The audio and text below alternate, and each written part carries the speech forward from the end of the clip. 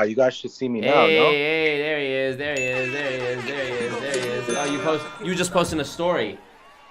Yeah, I was reposting what you posted. Got you, got you, got you, got you. Ah, got you, got you, got you, got you, got you. Appreciate you, bro. People commented on my video that I just posted on IG saying, "Nah, you're crazy."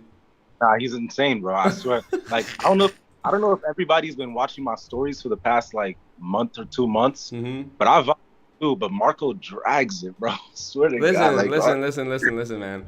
The way my philosophy on this beef shit goes is like, if you're gonna threaten me, like Austin Gotzi, right? If you're gonna threaten me, bro, you better kill me because I'll keep coming back like the fucking Terminator over and over and over and over again until It's like I swear it's the same thing with me, bro. At this point, bro, I don't play that shit, bro. It's like nah. now it's like you gotta like come for blood because bro, people wanted to violate. So hey, bet Of you course, could violate. bro. Of Play that course. game. I'm really, really good at that game, bro. It's just been in hibernation for so long because I had to keep on that persona of someone who's professional, all this kind of shit that, and I can be for sure, but you know what I mean. Like I had to be a certain way, Exactly. um, represent myself a certain way, keep myself a certain structure, you know. So, Of but course. Me and Fidel did an IG live last night. If you weren't aware, you gotta go peep the Fidel Instagram live that we did last night on his page. I just put his at up on the screen right now so you guys can see it by his name. And bro, we did this live and somebody killed me in the live last night because they commented Chris Terry wife in my shower. Yeah, man. So Fidel, actually, it's funny we're talking about Austin Gotzi. You actually tell the story about you trying to reach out to Austin after my first I Am Academy video came out. Please tell them about that. pretty much right after the first video dropped, right, I was pretty much thinking like, yo, is there a way I can probably like get this down somehow? Because I'm still in denial of this whole thing. I really was so brainwashed that I didn't even it wasn't even it's not even a joke, and that goes for a lot of kids in this, you know. So pretty much I'm thinking of ways like, yo, how can I get this down? How can I get this down? So I'm watching the video. I'm like, okay, bet. Look, this part I can probably have Austin record it to get it down. Yeah, Pretty much because he's a bigger person in I Am. He's got like hundreds of thousands of followers. exactly. So I'm thinking he has some type of social media influence. At least he knows somebody that can probably get it down. Or I don't know, whatever the fuck. Right? Yeah, exactly. So pretty much, I'm I'm texting a whole bunch of different chairmen. I texted Jason Brown. I texted. By the way, his Instagram is J Brown. I texted it. I texted at it's Matt. I texted. Who else did I text? I texted Austin Godsey. I texted. Who was there? Somebody else I texted? I think that was all the people you told me about. Yeah, I think that's all I texted. I believe. I think that's because I knew like. Oh, and I think I also texted Cash. Okay, yeah. Cash. Catch the Great, Yeah, yeah. yeah. I texted them. I texted them. I think I texted them for right. I text them all out and I say, "Yo, there's this guy that's pretty much slandering me on YouTube, all these different things. Is there a way we can get this video down?" Um, but I changed the message up for Austin because his videos were in the video. So I'm like, "Well, you Right. copy, you know." So, um, what do you call it? He never responds. He never responds at all. He doesn't text me back. Delivered. Probably didn't even see the message or didn't even look for the message or whatever. So, or then again, he probably did because he saw your messages. So, right. It just So, wasn't important enough to him. exactly. So, pretty much I had reached out to him to try to get it down and he never responded, bro, at all. He just left it alone. I hadn't got nothing, but the only person that did respond was Jason Brown out of everybody. No one else opened the message. No one else even said anything to me at all. Um, so Jason Brown opened the message. He was just like, he saw the video and yeah, and went on from there. And so Austin never hits you up. Now, if Austin had responded to you, and by the way, I know the view isn't that great right here, but this what I'm rocking today. Hashtag God first. Austin Gotzi mugshot. I got another one too. I printed two. I was like, I only need one for the Instagram to fucking make the post, but let me print another one just in case I give it to somebody or I don't know. I don't know. But anywho, man, I'm gonna do a special dono goal once we fill that one up. I'm gonna do a special dono goal here. But so what would have happened, Fidel, in your opinion? What would have happened if Austin Gotzi had responded to you and said like, yeah, yo, I'm gonna help you out. I'm gonna help try and take this dude's video down. Bro, it would have been way better, you know. And to be honest, I mean, actually, it wouldn't have been way better. It was worse for me because I was still probably being brainwashed, and the video got down that way. Right. You know. So I'm thankful he didn't respond in a way. Yeah. But fuck him. Fuck him. Right. Yeah, fuck him at the same time. But anyway, pretty much the video probably would have went down that way, and it probably wouldn't have resurfaced, you know. And yeah, or at least I would have had the, or at least he could have said he tried to even do it for me, but he never even did anything at all, you know. Shit was crazy, bro. And so what about Jason Brown? Did he help you out at all? No. So okay, what did he say though? So pretty much he told me, right? He told me that he was gonna send lawyers at your fucking neck, like as in like you're done, like as in like you're gonna have to pay tons of lawyer fees and you're gonna end up having to just delete the video when it comes to it. Pretty much he was just pretty much telling me that, fully feeding me that crap, and I'm believing it too. I'm like, and I felt good. I'm like, listen, I'm like, yeah, bro, thank you, like I appreciate it, like whatever you need me, whatever way to help, I'm there. And he literally misled me, like literally lied to me, pretty much lied. It was all cap. It was all cap. Because pretty much when I asked you, matter of fact, not even when I asked you, I guess he didn't know that me and you like had a friendship. Like we were like talking here and there and stuff like that. Not a friendship, but you know what I mean? Yeah. We were like I was pretty much trying to find common ground, and then you were at the same time trying to help Academy me. PT and 3.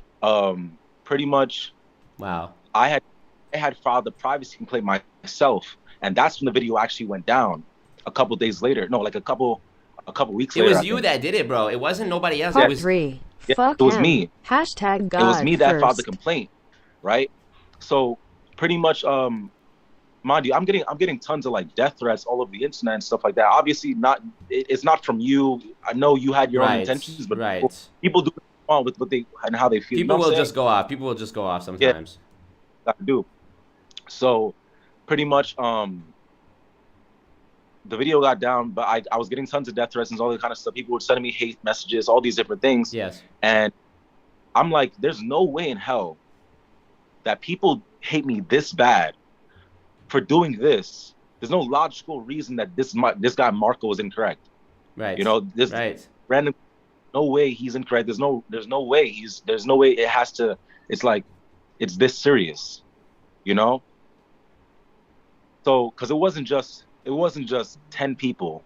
I'm talking about like 50, 60, 80 people DMing me every day. Like I have to literally monitor my IG, like all sorts of hours through the night because people all over the world saw the video. So it's like all time zones freaking texting me. Yeah. Fuck. Yeah.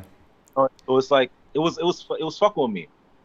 So I'm thinking about it. I'm like, yo, there's no way. So I start doing my research, right? I start doing my digging on my own. I'm like, okay, you know what? I'm gonna do my own research. I'm gonna see if this thing is actually true, right? So I end up stumbling across a page named with a guy named James Johnny. Shout out James Johnny. Shout out James Johnny for real. And I watched the video. I didn't even watch the video on the MLM cults first. I watched the video on Bob Proctor.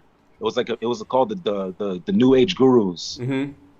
Dark Truth, New Age, I believe New Age Gurus, yes, like that, right? That's right. Yep. And that video opened my eyes like insane because it showed me the power of belief and how people can manipulate people if they know how to do it. You know what I'm saying? And I literally saw freaking. I watched the next video about the MLMs, and I see Jason Brown in the fucking video. Yeah. So I'm like, bro, how are you in a video, but you're trying to get mine down? And this video has 1 million views. This video only has 200,000 at the time. Now it has probably like over what, 500,000 or something like that. But you see what I'm saying? I'm just like, this has to be a lie because a businessman at the top of a company has way more influence than me. So there's no way he's gonna want his face to be in a yes realm like that, you know? Yeah, exactly. So that's when I started to put pieces together, and I was like, yeah, this has to be like he has to be lying. Bro, there is so much that I didn't even get to include in that video that me and Fidel have since talked about, and people that I wasn't able to include in it. And I Idea think, pitching you guys should do part 3 with James okay, here we Yanni. go. Hey, Salt reporting for duty. Keep it up, Marco and Fidel. You're the MVP. Idea pitching. You guys should do part 3 with James Janney. Okay, first thing I want to say, before we get into all the shit that I couldn't include in part 2, and how I think there's potential for a part 3 that me and Fidel are gonna team up on and be, you know, because I need his help to do it. Here's what I want to do, you guys. And I saw a couple of y'all saying this in the chat, but to be honest, I was already planning on doing this. So Fidel, you told me this story, and I'm gonna just recap it real quick, and I'll let you tell the full story. Right. Basically, you told me the story about how at this March Madness thing, you went to March Madness, and basically you had a plan, which was to share an Airbnb with a bunch of people in IM, and then they found out that you weren't really rocking with IM anymore. I'm summarizing here, and they didn't let you stay at the Airbnb. They made you go and have to rent expensive Ubers in fucking what city were you in? You were in Texas? Yeah, I was in Dallas. You were in Dallas. You had Texas. to Uber around during COVID, surge pricing, go and get a completely different Airbnb, pay for it out of your pocket. Not to mention the 2 years and all the time that you spent in IM. I want to do this dono goal because you've also helped me create so much content, and I gotta try and thank you for this, bro. So I'm making a dono goal right now, and the dono goal is going to be this. All this money, all the money that gets donated on this donation goal goes to Fidel. I'm gonna send all the money from this donation goal to Fidel, and whoever the single biggest dono of this dono goal, I'm gonna send you the hashtag God First, the other God First shirt that I printed, the large God First shirt that I printed, because bro, it wouldn't even make sense to try and estimate how much money you've spent in IM over the past couple of years. I mean, I know it was a couple grand just from the March Madness event, and bro, you deserve to have a little slingshot forward to try and make up for that. So, bro, I'm putting the donation link in the chat, and whatever you guys donate towards the donation goal, I'm gonna sprinkle some on top of it too from my own pocket, because that last donation goal got over completed. So, you know, show some love to Fidel, bro. Appreciate it, bro. Like, you've always kept it real since, like, literally, like, the day of the fucking video when I messaged you. It's the craziest thing ever. You didn't have Here's to do to any Fidel. of this, B. Yeah, what bro. The fuck? Hey, man, we already got one.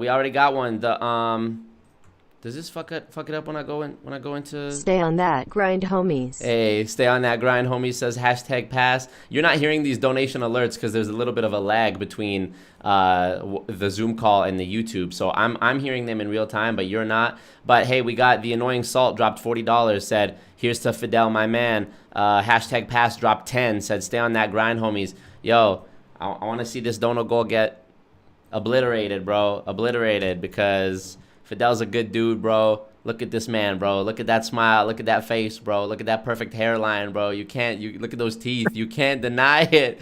You can't. And honestly, none of this shit would have happened. None of this shit would have happened without Fidel. Fidel, it's very possible that bro, my video probably still would have been down, and part 2 would have never came out if Fidel hadn't been open to talking with me and requesting, messaging YouTube, emailing YouTube and saying, yo, can you take this, can you put it back up? You know what I mean? So, yeah, man, big shout out to you, Fidel. But tell us more about what happened at the March Madness shit, because this is the shit that we were talking about. You alluded to it on Instagram Live last night, but you said you were waiting to tell the whole story tonight. Yeah. So I want to hear this story. I want you to tell the people what was good with this. All right, so pretty much I found out what I found out, and the first person I told was my mentor. His name is Drew. Thank you for being a nice guy, Fidel. Right? Love you, Marco. Rasanti. I told him, I said, yo, bro, like, the first person I said, bro, I texted him, I said, yo, I respect you, and bro, like, it's all love. So I want to be honest with you. You know, I told him that, and he was like, what's up? And then we end up on FaceTime, and I said, listen, bro, like, I'm gonna be honest. I've been seeing a lot of things online. I've been doing my research. I've been reading articles. I've been watching videos. I've been really trying to really understand this and have my mind wrapped around it. Because if all these things that Marco said is true, I didn't say Marco essentially. I said, like, if all these things are true, then I can't be a part of this. And that also, I'm not sure if you will be able to be doing this as well. You know, because this is some bad shit. Like, this is some, you know, like, this is a lot deeper than a lot of people think it is, you know, psychologically. And he was just like, what do you mean? Like, he was just like, what do you mean? But he was understanding me, but he was just wondering what I meant. But on his face, I could kind of tell that he already knew what it was. Right. More so surprised that I was. So, right, I sent him my research and I showed it to him. I said, listen, these are the things that I saw, and honestly, I'm not gonna be building the business anymore, right? But I'm not leaving, and I'll still do the trading sessions for you guys. But mind you, I did the trading sessions for a couple of days. I did the trading sessions for a couple of days, and I kept doing, but it kept getting to me that I was literally fueling this business that was manipulating people, hurting people, ruining people's lives. And I'm just like, I can't even, I'm not about to even trade. I'm not doing this. I'm not trading. Because I used to do the live trading sessions for my team every day, every Monday through Thursday at 2 p.m. That was my session for my team to make them money. Because a lot of people in that team, if it wasn't for me, they wouldn't be making anything. Yeah, exactly. So pretty much, he was more so just upset at the fact that I wanted to leave, and that he was just like, are you gonna let a video a video stop you from going chairman? Yeah. And I'm just like, bro, and this it's not is your even mentor, right? This is not anybody we've named so far. This is not anybody we've named so far. His name is Shoeboy. He was one of my mentors at the time, one of the high ranking mentors at the time. Okay. So I was like, so he was just, I was like, bro, it's not even about that. It's about the principle of this. Like, this is some bad stuff. Mm-hmm. And he wasn't really hearing it, but he, like, I could tell he got me, but he wasn't trying to. He was like in denial as well. But it was like, he didn't care. Mm-hmm. Yeah. And I know how he is as a person. He's not the most genuine person as he tries to make himself look. And I know the guy like the back of my hand. Like, I know him. So he couldn't fool me. So pretty much, I decided pretty much because of the fact that I was done building the business, recruiting, right? And that I wasn't supporting it anymore, doing any Zoom calls anymore about it, nothing like that, only doing the trading sessions. I decided I needed to supplement my income because I know my rank's gonna end up dropping. Right. I'm gonna end up losing my rank because I'm not recruiting anymore. My team's gonna see that. They're gonna be like, oh, if he's not doing it, why I'm not doing this. As you said, leaders have to lead. Leaders have to show example. They didn't want to see you. They didn't want to see you like having your faith like falter. They didn't want the downlines to see you, their leader, like questioning the shit and feeling like you didn't want to do it, because then they'll be like, well, what the fuck am I here for? Exactly, bro. So yeah, so Drew Boy told him about the videos. He watched the videos. He called me back, told me, you know, the videos meant you to go to chairman. I was like, that's not the principle of it, stuff right. like that. And then right after that, I decided I needed to obviously get like some type of supplement to my income now, because I was making $2,000 a month from the company at 2000, mm-hmm. and that's a good amount of money for somebody that's just staying at home, like not doing anything in college. Of course. I was like, yo, I actually got back in school because I realized it was completely like a sham, and that they were brainwashing me into thinking that college is a scam. They were brainwashing me into thinking that 9 to 5s are a scam when they're not. It's all just tactics to pretty much get you to stay in the MLM and give all your time to the MLM. Of course. Right? But people don't understand that. And a lot of kids that don't like college, a lot of kids that don't want to work, they're going to do what?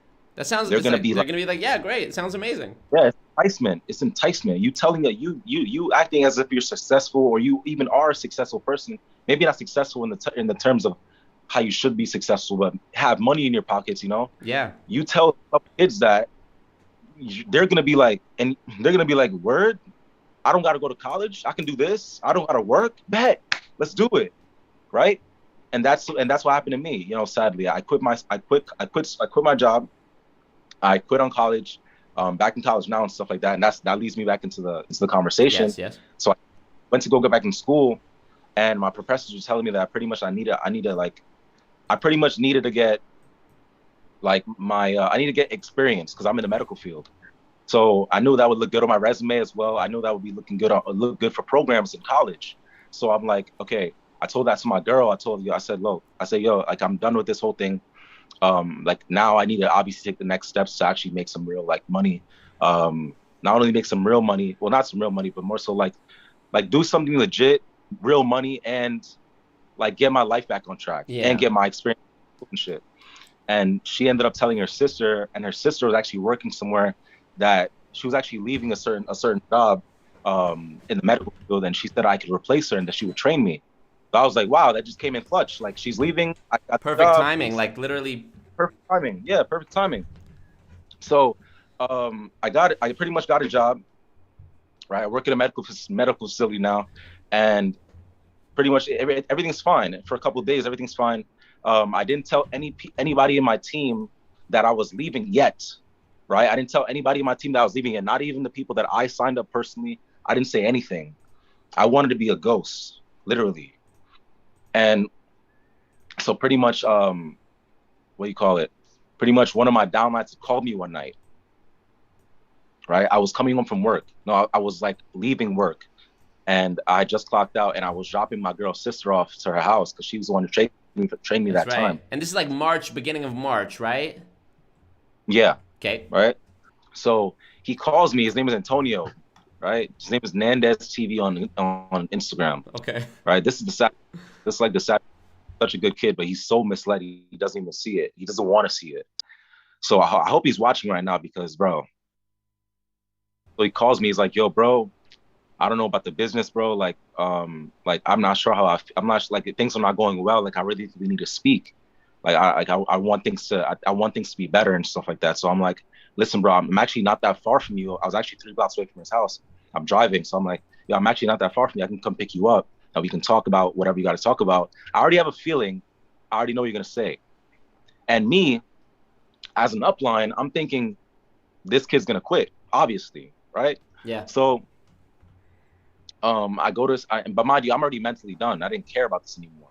Right. So pretty much right after that, I go to his house, and I don't even think he was there. He wasn't even home. So I'm like, I call him. I'm like, yo, where you at?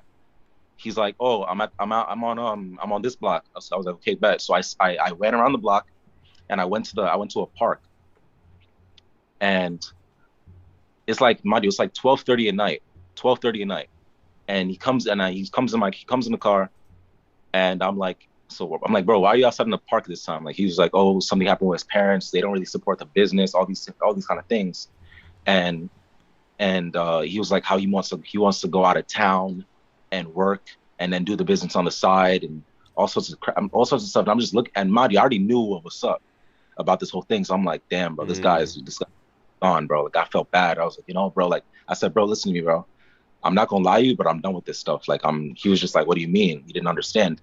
And I was like, bro, like I found out mad stuff, and I don't honestly, I don't like what I see. And the saddest thing about the whole thing is that I've known Antonio since I was 15 years old. I went to high school with him. And I'm the one who actually signed him up myself when I was so like knocked up in the head. Right. So when I got him involved in stuff. So I'm telling him like, bro, like I'm done with this. He's just wondering why. And so I'm like, listen, bro. I said, listen, bro. The stuff I'm about to show you is gonna be a huge culture shock for you. It's gonna be a very huge culture shock for you. And I don't know if you're gonna be ready for it, but if you really want to see it, let me know. He said yes. So guess what? I showed him everything. You showed him the James Janney video and all that? Yes, I showed him the James Janney video. Okay. I showed him articles. I showed him everything. I showed him everything that I saw. All right. And he was understood. Like he was acting as if he got it, like as if it made sense. And And I was honestly sold by it. Like he wasn't. I could kind of feel something was wrong, Mm-hmm. but I kind of just I kind of just blamed it on the fact that it was just such a shock, you know. Right. And he Okay. was kind of, it looked like he was like in denial, but like he wouldn't say anything. He wouldn't say that. So I'm just like, I'm not really paying much mind to it, but sooner or later it gets to around the time like 1 a.m. So, or like 12:30, around that time, 12:45 around that time. So I drop him off, and no, I dropped him off like down the block from his house, and he walks home. Mm-hmm. So I didn't hear from him a couple days at all. I didn't hear nothing from him, period, at all. And I was just like, it was kind of weird. I don't think he was even posting. Um, but everything was still the same on his Instagram. His bio was the same, everything. Mm-hmm. And then like the third or fourth day, I see him post a freaking like a story about the business again. So I'm Okay. bro, I Ah. was like, bro, So I didn't say somebody. I didn't Okay. Okay. Okay. Okay. mhm. Go I ahead. didn't say anything. Like I didn't say anything to him, but in my head I'm just like, damn, bro, like this kid is lost. But hey, man, I'm not God, right? So I can't judge. I'm like, whatever he wants to do, I understand where he's coming from in terms of it's like a crazy thing to just admit to yourself and really understand. Um, but I didn't expect him to just continue to just act as if everything was normal, Right. you know? So I didn't even say anything to him. And then a couple of days later is when I really decided I was finally done. And I wasn't posting for a very long time. I wasn't posting for about a week and a half, maybe even 2 weeks, and up until March Madness. And what do you call it? And one of my other cross lines, he was a rank above me. His name is Mustafa. He calls me. He's like, he's pretty much like, he's a really good guy, bro. It's sad that he's being manipulated, bro. He's like, he's calling me. He's like, yo, what's going, like, he wanted to know what was going on with me and stuff like that. And I told him the same thing I told you, but I told him the same exact things I told Antonio. Same things. He didn't agree, and I didn't expect him to quit because he's pretty much 20 years old, making 5 grand a month from the company, from the recruiting side, Mm-hmm. and he's doing well for himself. You know, he seems Sure. to Yeah. be well. So Fair enough. I didn't expect him to be I'm out. Yeah. no. So pretty much, yeah, he understands, but he doesn't agree. So I was Mm. like, whatever. Like, it is what it is. But pretty much the entire time he was pretty much like doing damage control on the entire situation. And yeah, he was pretty much doing damage control. Jack said, Marco, thank you for starting this all. I've seen people I know from back in high school caught in it. Fidel, you are truly the way forward for this. Having a former MLM member start contributing is a huge W. Keep it up, gents. Dave Vaughn says, Fidel is a strong man. We all do things we wish we hadn't, but it takes a strong person to study those mistakes. Keep it up. Thank you, guys. Ray said, Marco, you are the GOAT, and Fidel, you're a fucking badass. Both of you guys are out here doing the Lord's work and truly changing lives. Never stop keeping it real. Justice for Fidel. Gloria Fam, appreciate you. She says, proud of you, Fidel. The goons got your back, Mr. Fidel. Hashtag God first. $100. Wow, from Sam here. Wow. You guys, that's crazy, bro. That's crazy. So, anyways, oh, and we got $10 super chat from Michael. He says, respect from getting out of that toxic mess that is MLM and I Am Academy. So good to see you realize all this and actually start to build the life you want to build, man. Big ups, keep grinding, you guys. Love it. Oh man, that's awesome, bro. That's awesome. Thank you, bro. So fast forward, we're at March Madness. So this happened with your downline. This all happened before March Madness. This all happened before March Madness. So I'm pretty much this is a couple of days after the whole Antonio thing. I'm at work and I get a phone call from somebody, but I didn't have any numbers saved because after I left, I wanted to change everything. I didn't even want to be contacted. I wanted new stuff. Like I went and got myself a new phone. I got myself an Apple Watch. Like I just got everything. I just got everything brand new. I didn't change my number though, which I should have probably did. Yeah. Yeah, probably. I did that shit, but hey. So pretty much, I get a phone call, but I didn't pick up because it was at work. I was about to clock out around that time. It was really late. It was at night when I was training and learning. So I get a phone call, but I didn't answer it. I'm like, I'll just answer when I get outside. So pretty much, then I get a text message from from pretty much my upline, one of these other girls. She had signed somebody up that signed somebody up that signed me up. They were all like friends from high school. These three girls.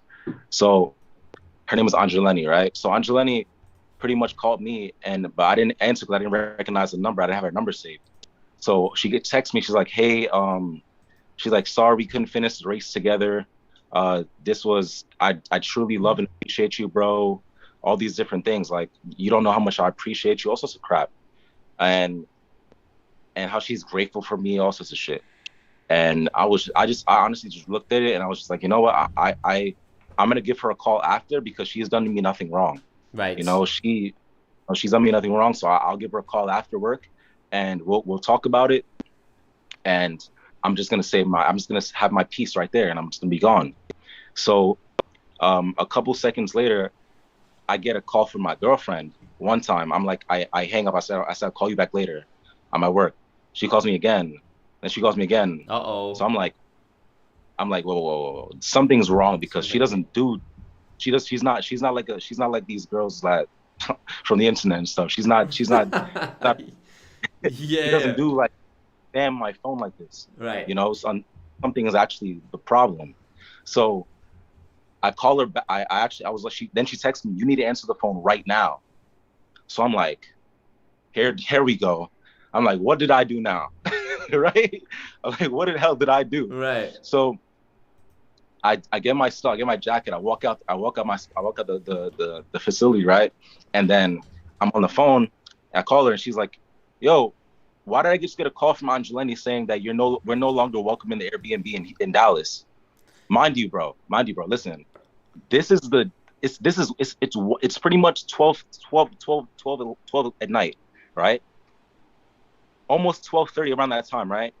My flight to Dallas is at 2 p.m. the same day. So like 2 p.m. 14 hours later.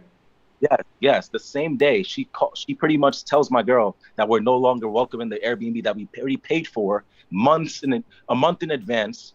Like, it's already booked, everything. We're no longer welcome. A bunch of you guys chipped in basically, right, to get this Airbnb because nobody's like rich like that to travel, fly, and No. And plus the psychology of it all is they want everybody under the same roof because it builds more culture. Yeah. Everybody on the roof, everybody can be around each other. It's like that. That's why they do that. Right. You know, plus on top of that, it's affordable, you know? Yeah.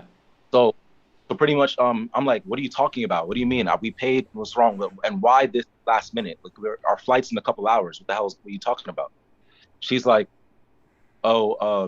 she said something about you were telling your downlines she said you were telling a whole bunch of your downlines that MLMs are scams and pyramid schemes and all sorts of stuff. So I'm like, who the hell did I speak to? I only spoke to Jubo and I only spoke to Mustafa. I completely forgot that I even spoke to Antonio.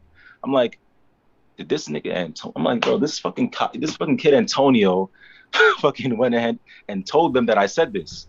So I'm like, bro, you have to be completely lost to not believe what I said with the backed up logical research that I literally put in front of your face. So you went and told them like some type of rat or something? Like, that's super weird. I'm trying to put it together in my head. I'm trying to be like, nah, I'm trying to give it the benefit of the doubt. I'm not understanding. I'm like, no way he do that. I hang up on my girl and I call him. I'm like, yo, bro, who did you speak to? Like, who do you speak to, B? Like, what is this whole thing going on? I'm not even allowed in the B&B anymore. Like, bro, the information I told you was to help you. Like, what the hell? So he must have talked to somebody. Yeah. Like, yes, he literally went to go speak to some other girl that pretty much signed the girl that signed me up, and they're like friends or whatever. So he like confides in her.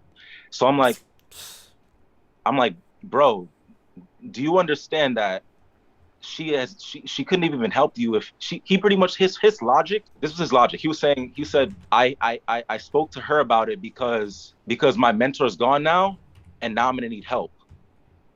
So I need guidance. Mind you, I don't even think neither of them are even ranked. I think he was pillow talking with the girl, or he liked the girl, or something like that. That's what I think. And that's exactly what I thought too. I was like, yeah, bro, this kid he has to have been pillow talking because he knows damn well this girl couldn't have probably even helped him, and they're friends. So there's no way you're lying. I already picked up on it. I already was like, bro, I said, bro, like I, I was really upset. I was like, bro, like I was trying to help you. Now I know for a fact you were probably talking shit. Like I know that in my head. I didn't say that to him, or I don't remember saying that to him, but I knew that's what he was doing. Maybe he was doing the classic try to make himself look good by make somebody else look bad type shit. Yeah, but go ahead. Pretty much. Exactly. That's exactly what it was. That's simps do, bro. You don't do shit like that. If you're like, real men don't have to put other men down to get girls. Bars. That's like lame nigga shit. Like, bro, come on. Bars. So then I call Angelini right after that. And this is the girl who told your girl, yo, you guys can't come to the Airbnb. Exactly. Talking about, oh, I love and appreciate you. She said the same thing to my girl on the phone, literally, but just like friggin' paraphrased, right? And then said, we're not welcome, out of nowhere. So my girl's at dinner and she's in the restaurant, like, yeah, like, what are you talking about? Yelling in the restaurant, like upset, like fuming. So I call her, I'm like, yo, bro, what is this whole talk about? We're not allowed in the Airbnb. What are you talking about? She's like, oh, well, I love it. She says it again, like a robot, bro, literally like a robot. Oh, well, yeah, bro, I love it. I really do love it. You don't even understand. Like she said, yeah, well, you're no longer welcome in it anymore. I was just like, why?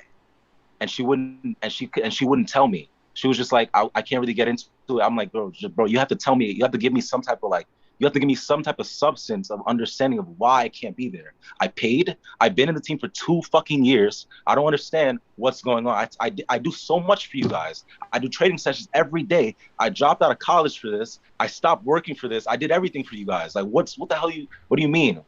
I didn't say all that to her, but that's going through my head now. Of course. Right? And she's not trying to get into it. She doesn't want to say names. I'm like, bro. So I said, is it about the whole MLMs thing and what I did and stuff like that? She's like, she's not trying to get into it. So she doesn't want. And right away I knew it was Antonio. Right away I knew it was him. Right away. So after this point, you figured out who said what to make it so that you weren't allowed at the Airbnb, but you still have your plane tickets and your tickets for the event booked. So what do? I still go. I was like, fuck it. I didn't really want to go, but I was like, that's a waste of money if I don't go. You know, I could still do whatever I want to do. Dallas, if it comes down to it, whatever the case may be, but I still want to go. I still want to go to Dallas. And my girl was like, yeah, she still wants to go too. And I was like, okay, bet, we'll go. And so we still. And sorry, how much? I just wanted to ask you. Sorry to interrupt you, but how much were the tickets to March Madness? The tickets to March Madness, I believe, were together for me and my girl together was like $300. Holy fuck! And then we had to come up with another $200 out of nowhere because we had to get a brand new Airbnb with me and her. So we had to pretty much come out of pocket $200 more, and then pretty much, yeah. Plus you gotta eat when you're there. Plus you gotta get to the fucking thing when you're there. Exactly. Plus I gotta travel now and figure out how I'm around and stuff like that because I have no more. I pretty much put my money toward getting a Sprinter truck because we are all gonna get a Sprinter, like a big truck to get all of us where we gotta go, and I invested in that with them, and obviously it's like from all of us like $50 each person, you know. Yeah. So, but obviously rental car for 3 days doesn't cost $50. So I go look for a rental car. There's none because, mind you, the event was supposed to hold 5,000 people. At least I could say at least 4,000, maybe 4,500 people were there. Maybe 5,000, I don't know, and maybe a little bit more. You never know. So, I got there. I think I still took my flight. I landed, and we had to figure out we had to travel by Uber. So we take an Uber to our Airbnb. We get there, and then obviously we didn't eat for the night, so we had to go get food. Our food, we took an Uber to our Airbnb. That was like $50, and it was like not even 20 minutes away. It was like probably like literally, bro. It was like 10 minutes away from our Airbnb. We had to spend $50. It was a 10-minute drive, right? Right after that, we pretty much got food. Costed like couple like probably $20. We drive back to the Airbnb, another $50. That's $100 there just alone, $100. Right? We're in there now. We go to sleep and shit. Wake up the next day. That's the day of the event now. So we go to the event. And wait. Before you go to the event, I want to ask you: were you at all worried at that point that like if people are already not letting you in your own Airbnb in the Airbnb that you were originally supposed to be in? Are you worried that you're gonna get smoke from like the chairman when you go there? Like fucking Jason Brown's gonna say something or somebody's gonna say something or what? Something I actually left out. The most grimiest part of this whole thing is what got left out. Right. This is where it got bad. Let me backtrack a little bit. That same night that Angelini called me at around, I called her around 12:30 on that time when she told my girl, right? She told me that the reason that she told me so late was because of the fact that she found out late herself, right? She told me that she found out that the day before, right?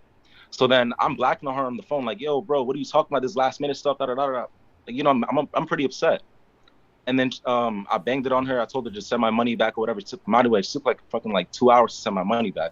10 minutes after I call her, I hung up the phone on her. A chairman calls me, right? A chairman calls me, right? Ty the God calls me, right? Oh, Ty man. the God. Yeah. He's like, I don't know his number either. I don't know. So I'm like, who's this? He's like, oh, it's Ty, bro. I'm like, yo. He's like, oh, I'm like, hey, what's up? I was like, whatever. Like, I'm not upset with you, whatever. I know you know. I didn't know him, but I was. He was like, yo, bro, what's going on? Like, I'm hearing so much rumors right now and all these different things. I'm just like, yo, bro, so like if you're hearing rumors, why didn't nobody come to me? Because this is the first time I'm hearing about a rumor in a couple of days, like in days of me even anything. He's like, oh, well, I found out a couple of days ago and I spoke to Angelini to speak to you a couple of days ago and tell you that you're no longer like going to be welcome to the BNB because of like your mindset or how you feel about the business. And I understood that. And I understood that because obviously you wouldn't want a negative person to be Yeah. in the Airbnb with the 30 different downlines that were there. Yeah. Right? You're So, toxic, Fidel. You're toxic. yeah, I can be very toxic, bro, because they brought it out of me, bro. So, like, bro, I was literally trying to leave I was trying to disappear. So, pretty much, he told her days ago, but mind you, she pretty much lied. Right. Lied. So they already knew. All right. Yes. So they knew that they weren't fucking with letting you in the Airbnb, and then they just waited till the last minute to tell you, basically.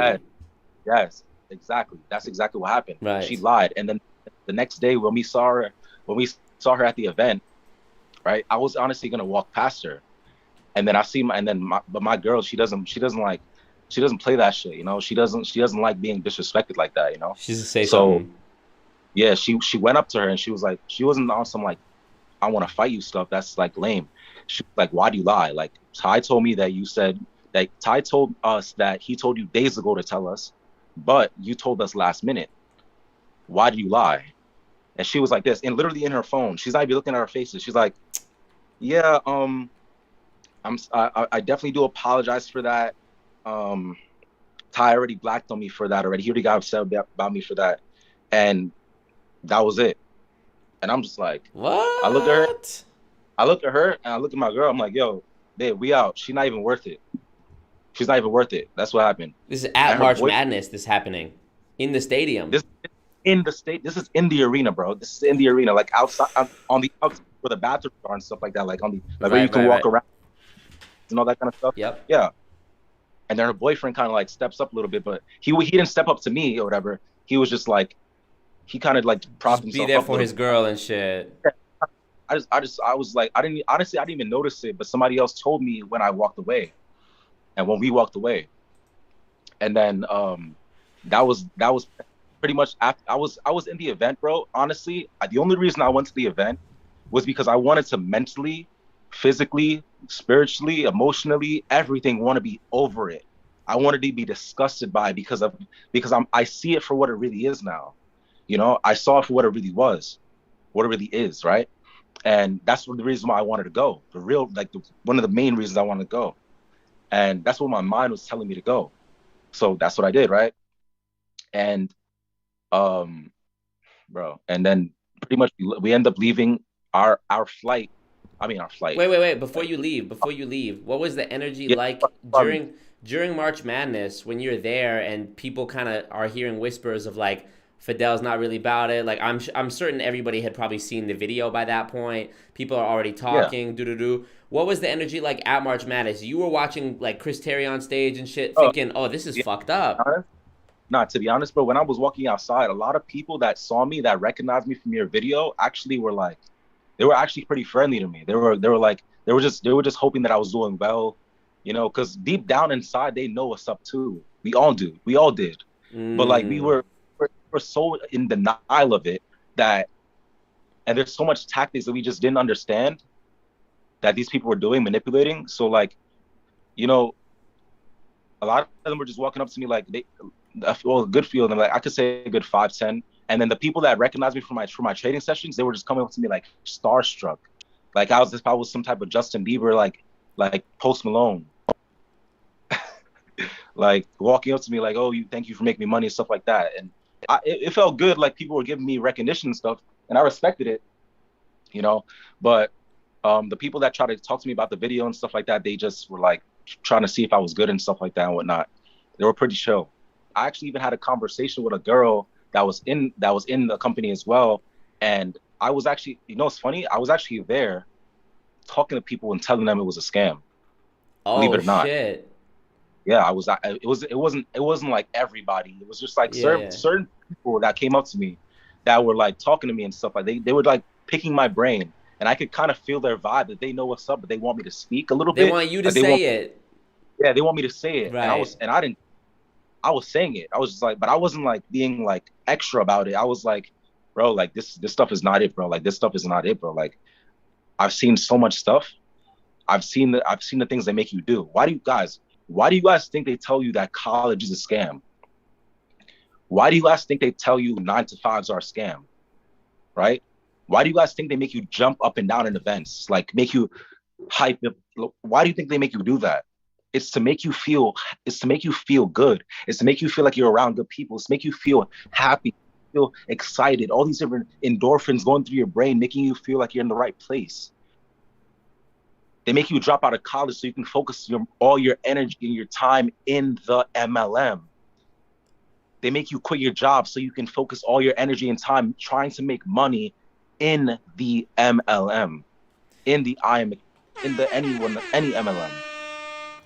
That's just what they do. It's the It's herd. all It's the herd and mentality shit. And if you yeah, don't want to do it, they say, "Guess you don't like money." yeah. Guess you don't like money. Guess you're negative. Guess you're never gonna be successful. All these different things they make you think, and that shames you into staying there.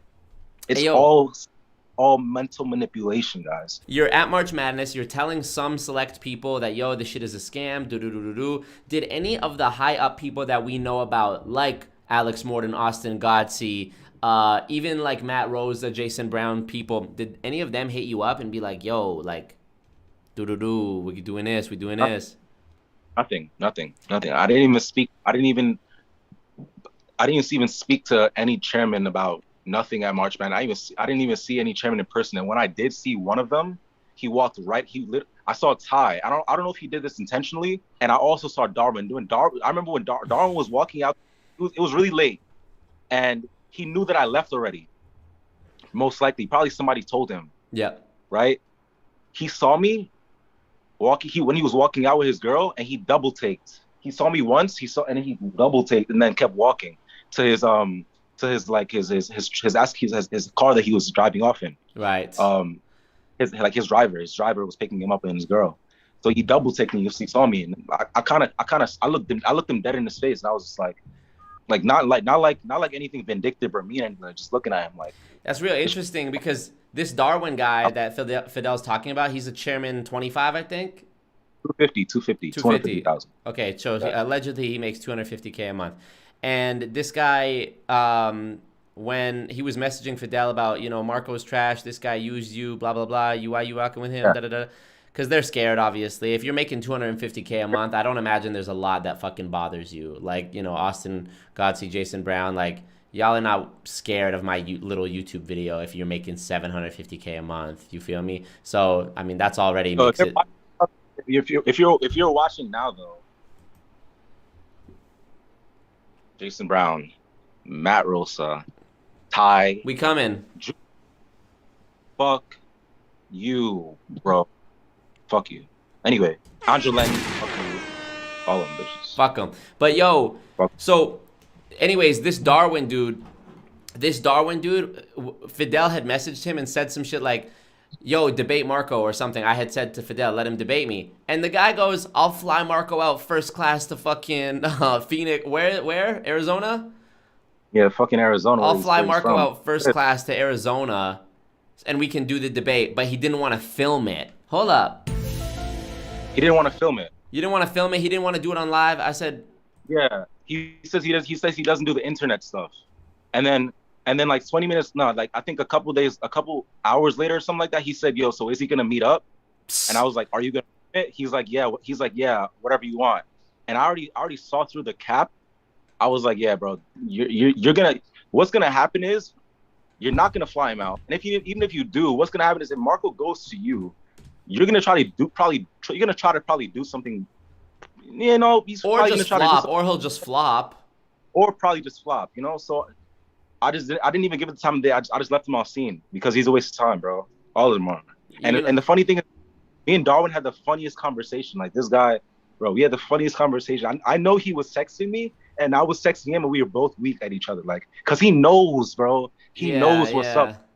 Bro. Not stupid, bro. They all know. Bro. And I was like, I was like trolling him in the DMs. He's like, you guys are gonna be weak at this. He's like, Marco scammed you. And I was like, yeah, but Alex Morton scammed you. And he was like, how did Alex Morton scam me? I was like, the same way Marco scammed me. Right? Oh, fuck. Like I'm pretty much like playing, like trolling him and stuff like that. And it was a really hilarious conversation because he knows, bro. He knows. Bro, you don't do the internet stuff. That's like Maker of Taste today posting on his story being like, these internet lames, I told my mama I'm not gonna beef with nobody who makes less money than me, and I spent more on my outfit than this guy makes in a whole month. Bruh, you're literally doing what you claim you're not going to do by addressing me in this manner. You don't do the internet stuff. All you guys literally do, and it's your livelihood, it's the way you eat and the way you pay your bills, is by posting on the internet like you're fucking flexing. Literally, bro, and Rob is off, bro. Rob, bro. That's the Maker of Taste. Bro, bro, how can you run around calling yourself the Maker of Taste, bro? Wearing those loafers with no fucking socks in them with your stinky feet. Oh, like, how can you call yourself the Maker of Taste? I just realized I'm like coming out of like a freaking like coma. Yeah, like, that's something I wanted to ask you too. Is like when you're at March Madness and the veil is already starting to be lifted, you know, when they're doing the Christopher Terry. Bro, it's like I was in the sunken place, bro. Yeah. The sunken place. Like, Yeah. I remember you showed me that video, and I'm like, bro, it's literally the sunken place. Because when you come out of it, you're like, yo, what the hell was I doing? What the hell was I doing? So were you seeing it when you're seeing the whole I am a chairman? Because I imagine you were at one point where you were down with the I am a chairman, but now where you seeing people do it, being like, actually no, nobody is a chairman. I felt like that was the only one in that whole arena that was literally sitting down. Me and my girl were literally like looking at each other like, bro, we're not about to stand up and start doing this shit. And every time they made us, we stayed down.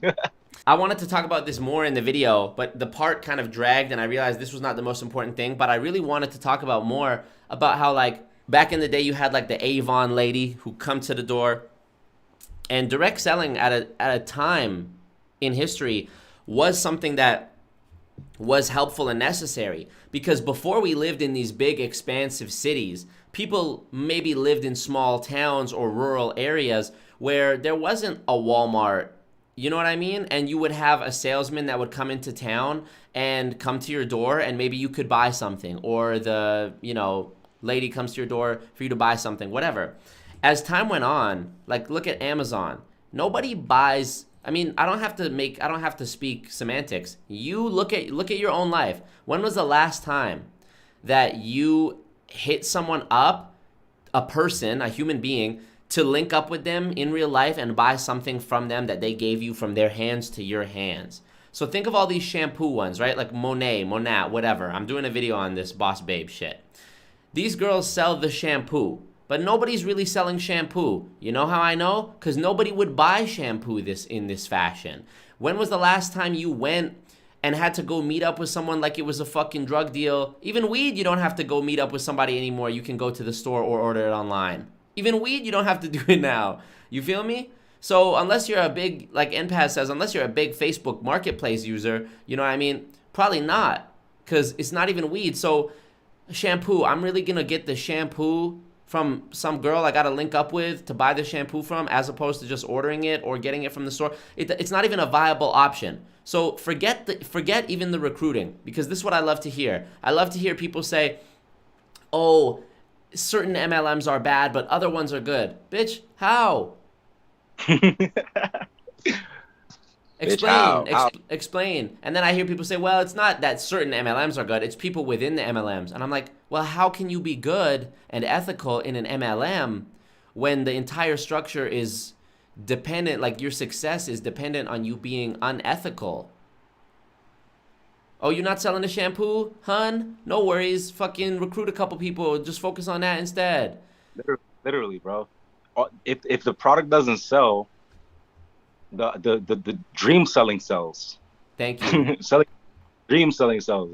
Like literally. Exactly. The only get rich quick scheme is selling a get rich quick scheme. You feel me? Yeah, bro. We're caught up now to what happened at March Madness. Now, after March Madness, what happens? That day it ended. The next day was another session as well. It was 2 days. So the first day when it ended, me and my girl, we ended up going. Going to the B&B, actually going to the B&B in Dallas, and it got kind of late. So obviously she gets hungry, and I'm like, okay, bet, let's go to Walmart. It's not that far. So she looks and she goes to put in the Uber app, Walmart, because obviously we're not going to spend a whole bunch of money on like eating out when we can just buy groceries and like cook in the Airbnb kitchen. Exactly. So we decided we're gonna go to Walmart, get groceries. So we drive over, we get an Airbnb, we get an Uber that costed, guess what? The 20-minute drive. I don't even want to know. No lie. Bro, it costed $250, bro. $250, bro, for an Uber, one way. It was like a 30-minute drive. Because, and then we're talking, trying to understand why is it so expensive, because we had to get it because in Texas, it's like you need a drive. It isn't like you can just like just walk somewhere, and so they don't have sidewalks like that. You have to drive. So the Walmart's like 30 minutes away, right? We get the Uber, and we're like, the driver's talking about the surge prices, stuff like that, talking to us about how pretty much the reason why the prices are so high is because there's so many Uber drivers. No, there's so many people in Texas, in Dallas now, because of the fact that they and on top of that, the Uber drivers, the demand is very low for Uber drivers.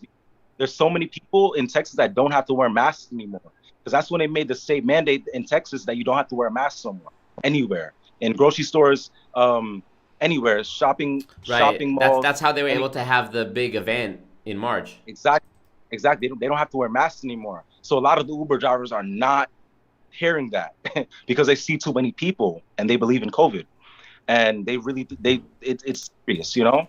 So pretty much, a lot of Uber drivers are home. So what Uber's does is it bumps the prices up so that more Uber drivers are enticed to come back on the road, and that's how the Uber drivers that's how it gets regulated. Like the amount of on the road gets regulated. Right. So pretty much by search cost. So we had to spend that much money going there. We had to spend that much money we had to spend like I think we spent like $60 in the place, in the grocery store in Walmart, pretty much getting groceries and stuff, like we got tacos and stuff like that. You love tacos, bro. You eat tacos almost every fucking day, bro, on your story. I love tacos, bro. Me too. I don't play with tacos. We gotta link up and hit some tacos. I'm vegetarian though, so I might have the veggie tacos. Oh, for real, you are? Yeah.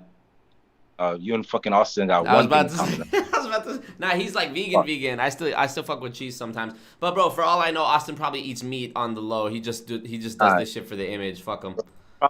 He probably eats steak raw out the fridge. He can eat my ass raw.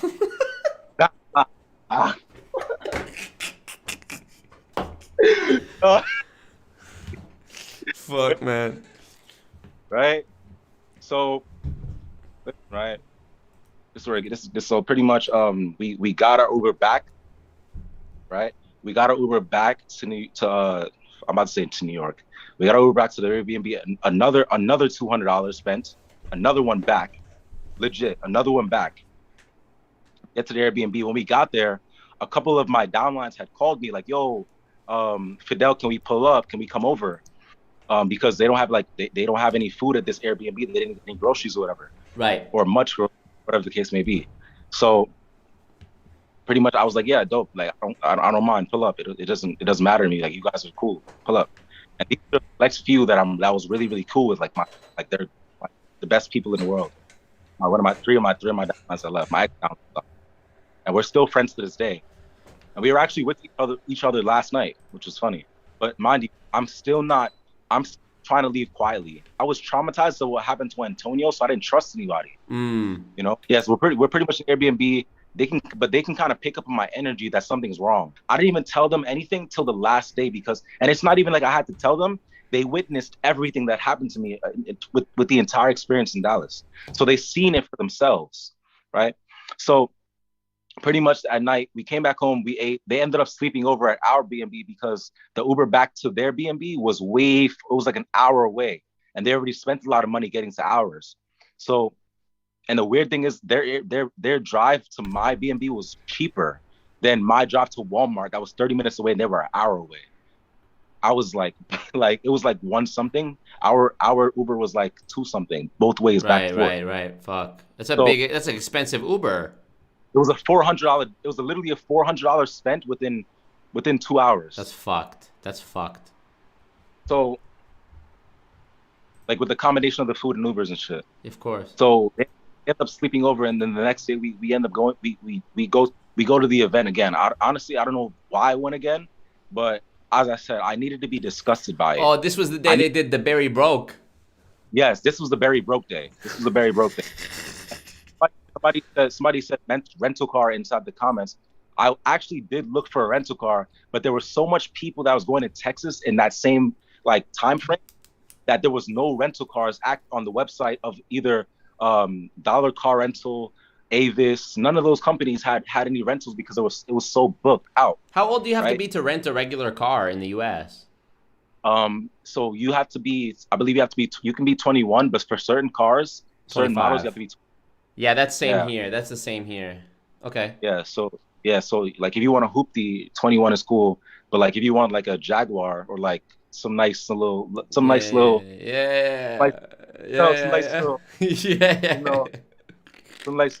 something, right, you gotta be smart for that, and that's how it is, right? You know, if you want the Lambo, riding around in a Lambo, pull up to the history class. Exactly. Lambo. You know what I'm saying? Somebody said, Fidel, do you still trade? Yes, I do still trade on the low, and I hate the trading world, and I don't want to be a part of it. So somebody said I know they're gonna try to start a weed MLM. You know why they're not gonna try to start a weed MLM? Check this out. Because people actually buy weed. So think about what a weed MLM would look like. You would actually probably make sales of the product. And the recruiting aspect where you would recruit more weed dealers, right? Even like the bonuses would have to be so good that it eclipsed the money you made off selling weed. Selling weed is already a viable enough business without recruiting. So it would get to a point where you're selling weed. If it gets successful enough, you'd be selling so much weed and making so much from that you wouldn't want to recruit people, because why would you give them a piece of the pie? Why? That's why it don't make no sense. That's how you know the only way that they're making money is recruiting. Because think of all the MLMs that are out there. What do they sell? Forex, extremely difficult to be successful in. Very volatile thing. Shampoo. Yeah, shampoo. You know, people don't buy shampoo hand to hand. The only thing, weed is one of those things that up until recently people did buy hand to hand. But even that now it wouldn't work, because it's like, why? I have the app. What's that app called? What's the weed app?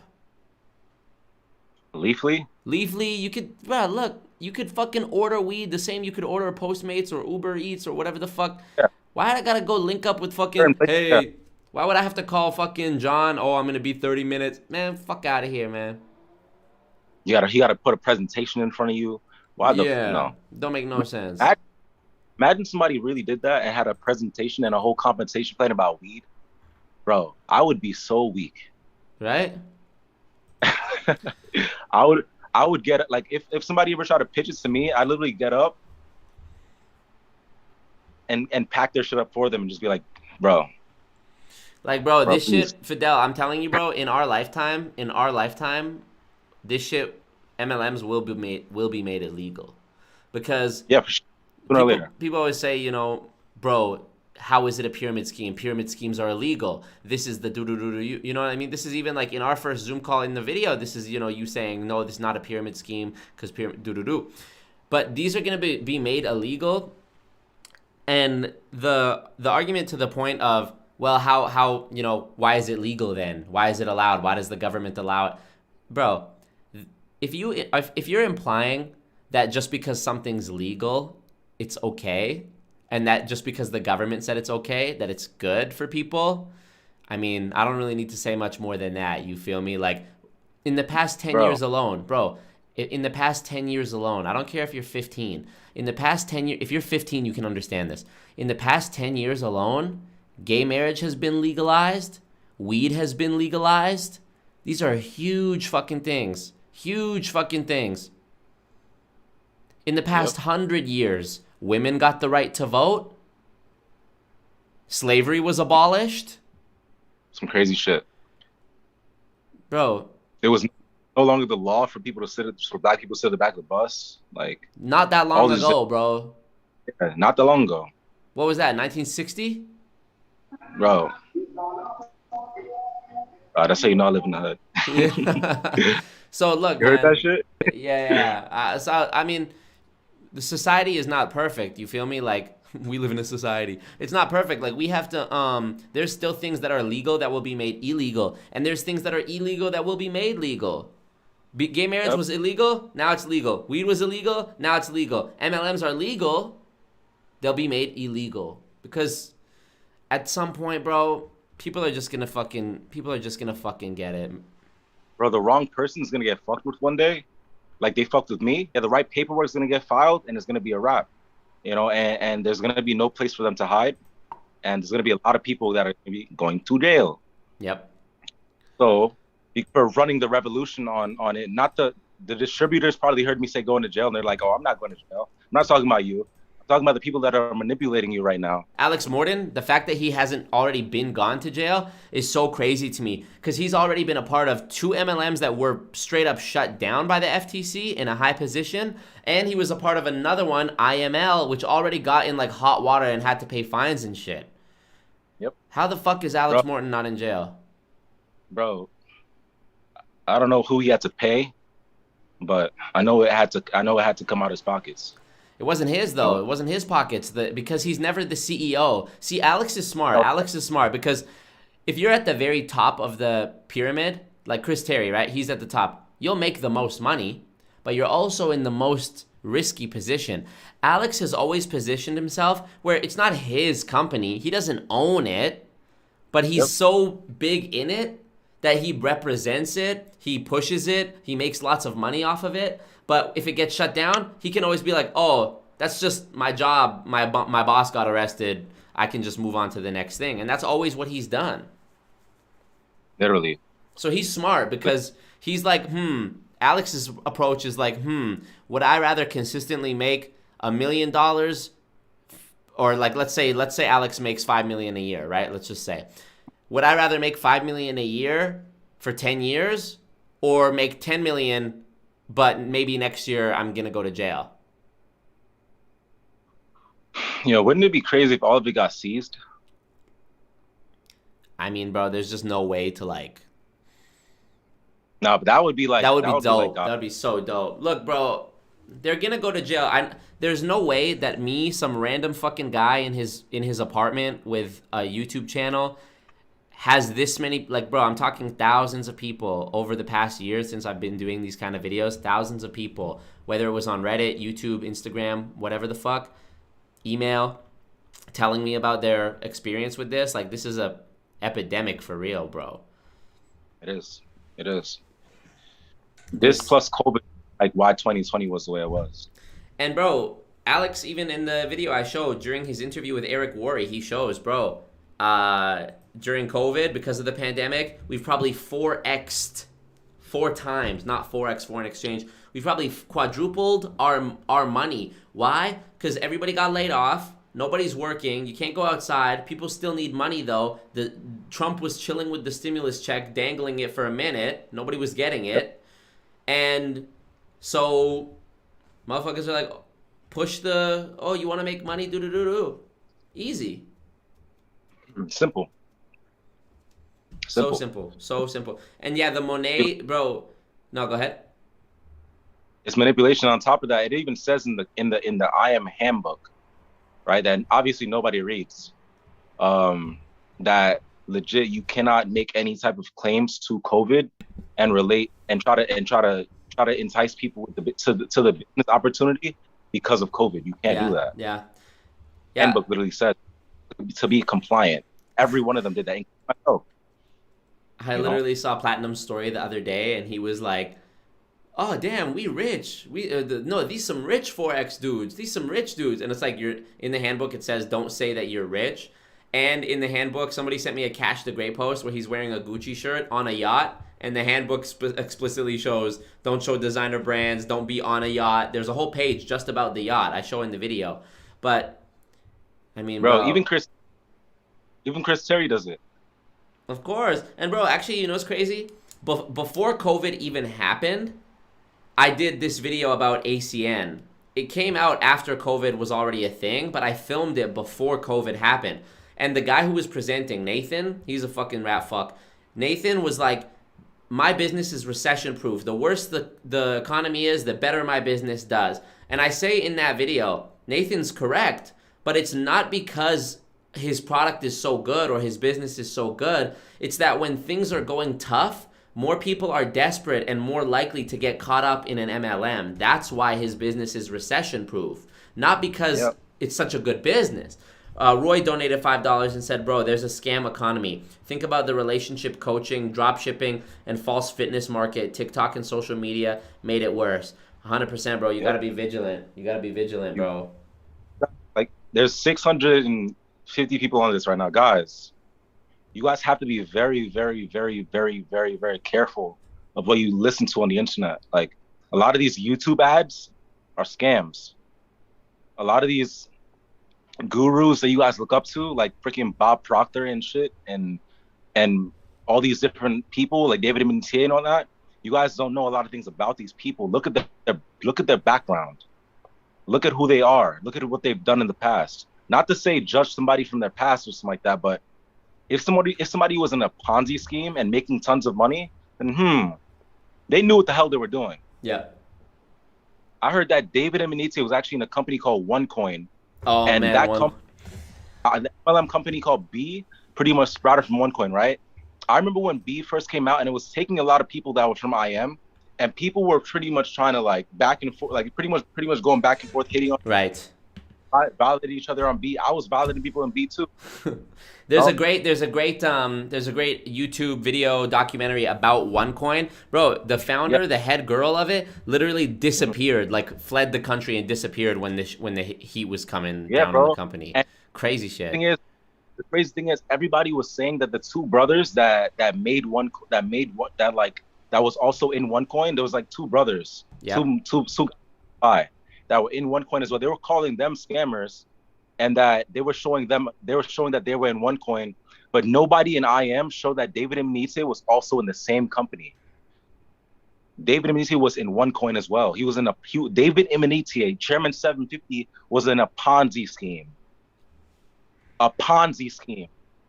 Like, you know, it's so crazy. Bro, I don't get how they still can try and sell the idea that network marketing is legit when in their histories, before they were in IM, like David being in OneCoin, Alex being in Vima, those all got shut down for being a pyramid scheme. Yet they'll still be like, oh yeah, great company, but some bad things happened, and da-da-da. It's like, what? Can you tell the people that don't know, like, what's the difference between the Ponzi and a pyramid? A Ponzi scheme, just deals with money. So the biggest Ponzi scheme that's happened in history, you might think it was a long time ago, happened in 2008. And it was this guy who was really trusted. He was on like the Federal Trade Commission board. Like he was literally the godfather of like stonks. Like everybody trusted him, right?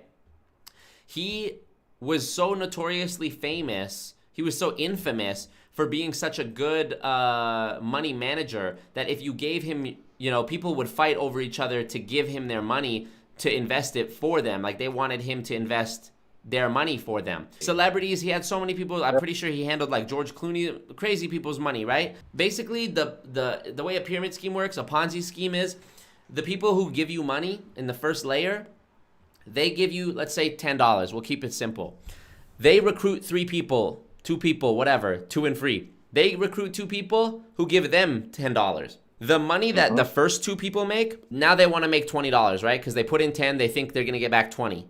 The way they get back 20 is the person who's running it gives 20 from the 4 new people that came. Now those 4 new people are like, where's my 20?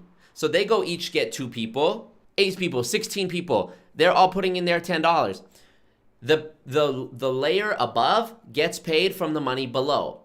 Eventually, there's not going to be enough money to pay those first people, and it's going to topple, it's going to collapse because there's not enough people. You don't have enough people in the world. Like I showed, if you were to get 5 people, if you recruited 5 people and they recruited 5 people, that cycle can only happen 15 times before you ran out of people on Earth. So how many times could it be repeated just in your city? Maybe 3? Maybe? 5 times 5 times 5? Pretty sure that's already 125. So obviously it collapses at some point because there's just not enough people on Earth to keep supplementing income for the people at the top. Do you know what I mean? And Bernie Madoff, what he was doing is he was giving people good returns on their money. People would invest big chunks of money with him. 10 million, they get back 20 million. How? Because there's so many people under that he had the money to give them, so it looks like they're making a lot. But actually, dude, he was just putting the money into his bank account. It was like the fact that this slid by is actually one of the most incredible things in modern history, that this was able to happen. And so many people got fucked. So many people's money got seized. So many people committed suicide from this shit because they had like literally tens or hundreds of millions invested with this fucking guy. And he just went to jail. And he knew what he was doing because he was a huge stock professional FTC guy. He knew he was breaking every fucking rule. Of course. And he didn't care. I know he just got I don't know what, maybe he just got turned on by the idea of that. I don't know, but fuck. Monat is one of those crazy ones that people talk about a lot, and like these boss babes go the hardest. Girls go the hardest on Instagram with the fucking lifestyle claims and the posts and the I'm in Santorini and man, these boss babes, bro, like the way MLMs prey, like I read this statistic recently that like the large majority of people that are in MLMs across all of multi-level marketing are women. Like something vast, like 80 or 90%. Now you don't see that with like IM, it's mostly like dudes in IM. But IM is just one company. In the MLMs, like all of them, it's mostly women because they appeal so good to the stay-at-home mom. Or, you know, there's this whole idea that it's weaponized femininity. Hey girl, you want to be your own boss? We don't need these boys, the men. It's like they make it like a social justice thing about making money as a woman. So they say like, oh, you gotta make your money. Da, da, da, da, da. We don't need it. And it's so toxic, bro. And they prey on women's insecurities. Look at the products. Hair. That's something that women can be insecure about. They talk about. They care about. Their weight loss drinks, workout shit. These are all like they're preying on women's insecurities. Do you know what I mean? It's weaponizing femininity for real. Yeah. So I can't wait to do this female boss babes video because I did this one video called Becoming a Drag Queen where I had one of my gay homies like dress me up literally like a girl, and I did drag. Like you saw the post on my story yesterday, Fidel, where it was me in the dress, and I said maybe Austin will debate me if I dress like this. I think I'm gonna do it again. I think I'm gonna join one of the girl MLMs as a girl. I'm gonna become a boss babe. I'm gonna shave my beard and do the makeup and put the wig on. Tell you that I was like, you got to wear like some type of wig. If anything, you got to get dressed up again or something, just to like do it. Like I'm gonna get dressed up again because I can already see the women in these companies being like, "You're misogynistic. You hate women. You just don't want to see women win." Just like they say with IM, he's just broke. He's just a hater. All right. Yeah. Now low key, that would kind of be bad. Because if they took it there, they could really get a movement behind that. You know? Fuck them. That's why I'm gonna dress up like a girl. I'm like, y'all are not gonna embarrass me. Here, I did it as a fucking girl. And on top of that, what you can do is pretty much like if they try to come at you on some stuff like that, you can be like, why can't I wear a dress? Just like everybody else. Just like y'all are gatekeeping. What kind of? So y'all are gendering clothing now in 2021. That's what you're doing. That's not very feminist of you. I thought we all about equality. You assuming? Are you assuming right? You just assumed? Maybe I'm identifying. Maybe I'm identifying as this shit today. You identify me right? Did you just misgender me, bro? Did you just call me? You just called me a boy? You didn't know my pronoun. Man. Hey, Cell dropped 199. Appreciate you, Cell. Let me see. Bob Dole dropped 5 and said, "Can you talk about how Bryce bought ranks? That ascent to 750 makes 0 sense to me." 100%. Talk about that, Fidel. Literally, bro, like this supposedly a 23, 24-year-old kid goes from making $500,000 a month to $750,000 a month in 2 months. That means he has to have added 30,000 people to his team in 2 months. That doesn't even make sense. Like, literally doesn't even make sense. It doesn't sound true. Cell said, P600 told me my goals and dreams won't happen if I get another job and if I don't go 100% in IML. Nah, that's the. I'm gonna play this sound effect for that. That a P600, you're not making any money. That's not real money. Yeah. So if they tell me, bro, 600 a month. Yo, bro, tell them to fuck themselves, bro, and just your account. Seriously, I hope everybody on this call, if you're in the business, delete your account tonight. That ass. Like I don't know how else we can make you as like see it that it's hurting you, your pockets. It's hurting you. Your relationships, your pockets. What else you need? What else you got? What else got to get hurt for you to, you know? Yeah, bro. Like, Louis. Yeah. No, go ahead. So no. I wanted to answer that question that you're about to ask. Yeah. So Louis asked, how I feel about the law of attraction and Napoleon Hill and Kevin Trudeau. Okay, good. That's a really good question. I remember when I first like was starting to get a little bit serious about the team and stuff like that. It's really some dark shit, bro. They started to pretty much. Drew Boy gave me an audio, right? He gave me like this supposed to be like some personal development audio called "Your Wish Is Your Command," and it's from a guy named Kevin Trudeau. They call him KT. Like they just like praise him. So whack. And I'm listening. I'm listening to the audio, and I'm just like, Drew Boy's telling me he's pretty much edifying the audio, like not edifying or deifying the audio, I should say. He's like telling me that, bro, like this is something that changed my life. Listening to this, all these different things, and immediately, like after I got the audio, I literally Googled it, and I see that they're talking about Kevin Trudeau, and they're calling him a scam artist, and he's in jail. And all these different things, but mind you, I couldn't be negative, and I had to believe, so that's what I did. You know, that's what I did as a kid. You know, I was 19 years old, didn't know better.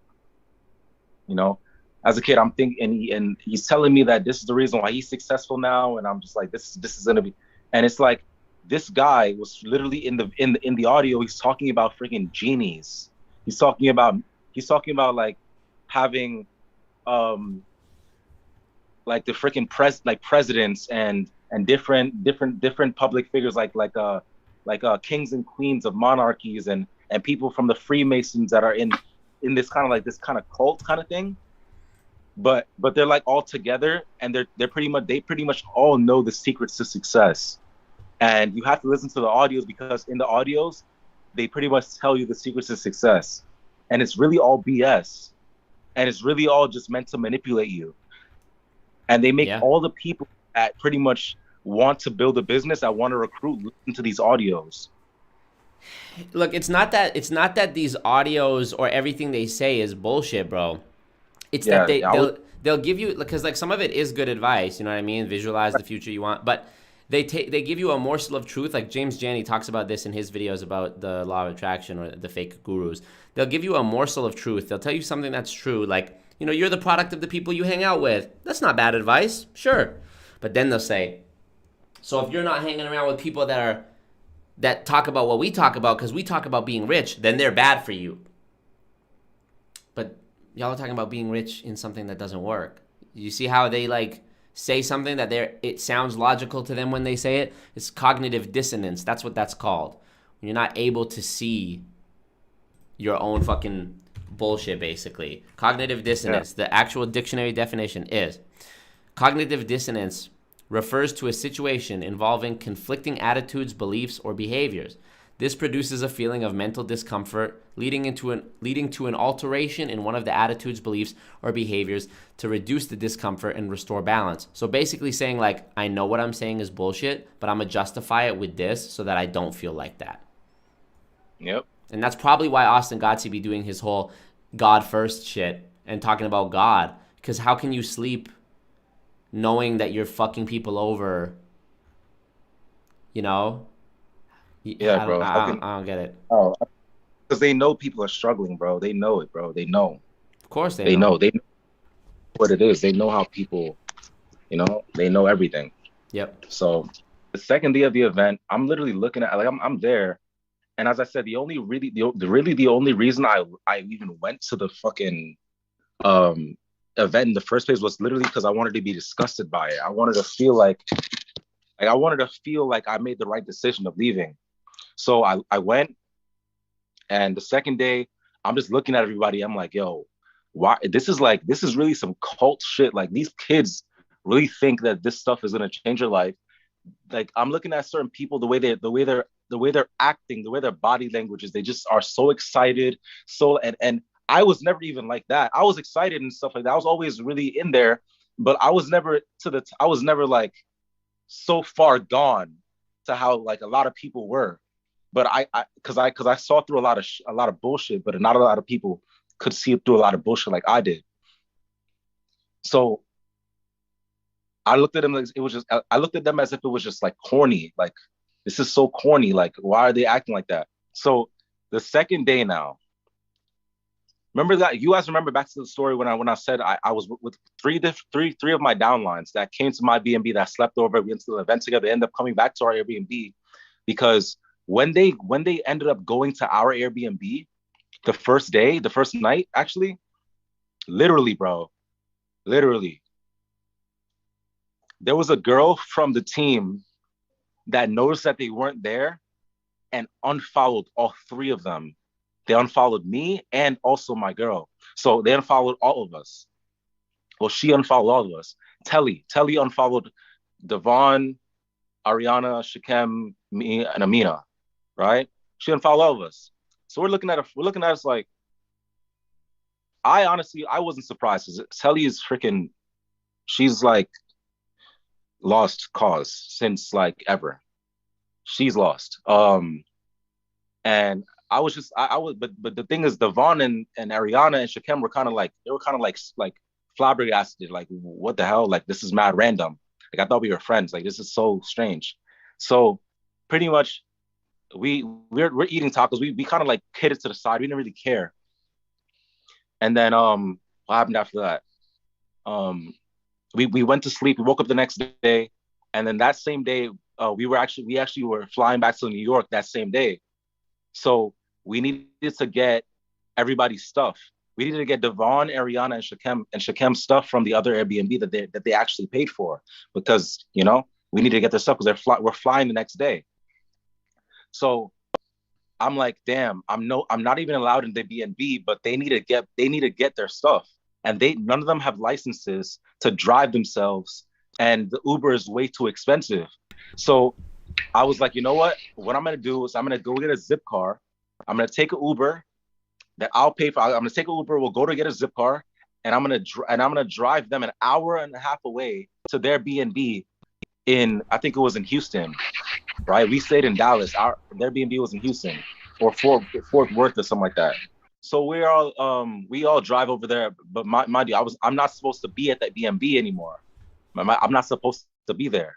So I'm like, you know what? I'm just gonna get there. We're gonna be in and out. I don't want to deal with any drama because I know that if I stay here, if somebody sees my face, something happens, then pretty much what's gonna happen is I'm gonna get something's gonna happen from this. Because I know them. You know, I know how they are. I know these people like the back of my hand, bro. Like I know them. I've known them for 2 years. Like I've chill with them as much so many times on FaceTime all the time. Like I know them. And I got to the B&B, I parked up and I came out. I needed a pee. So I went in the bathroom and the bathroom's like right around the corner from the door of the Airbnb. So I went to the bathroom and my girl's sitting in the living room and Ariana, Shakem, and Devon, they want to go pack their bags, but they're kind of like taking a while because they had their clothes all over the place and stuff like that. They had stuff they had to do and clean up and whatnot because they're leaving the next day. Telly, I guess, comes out and she's like walking around or whatever. And my girl's sitting in the living room and I guess she's talking to Ariana, the girl we were with the entire time. They're like having a conversation, I believe. This is what I remember. I could be wrong, so don't quote me, but I most likely I'm right. They're in the living room, sitting down, and they're talking or whatever. And but my girl kind of feels like this kind of like animosity that Telly has because remember we're not supposed to be there, but Telly's not high ranked like that. So to kind of like tell us to like, yo, you got to be out, you know, she's not there yet, and she damn sure wouldn't say that to my girl at all. Promise you. So pretty much, my girl kind of picks up on her energy. She walks to her. She's like, yo, like, is everything okay? Like, are you like, why are you moving like that? Like, why are you acting like that? You're moving kind of strange. And Telly was like, she says the dumbest thing she could have said. She said this. She says this. She says, yeah, everything's good on my side, right? To my girl, right? So my girl goes, what? Like, I'm fine too, but like, you're moving. You're the one that acts like you're moving like you have a problem. Like, is everything okay? I'm just been moving kind of strange for a couple of days now. All right. She's like, you've been moving kind of strange for a couple of days now and stuff like that, whatever. Because a couple weeks before the event, we had met up, right? Amina, my girl, right?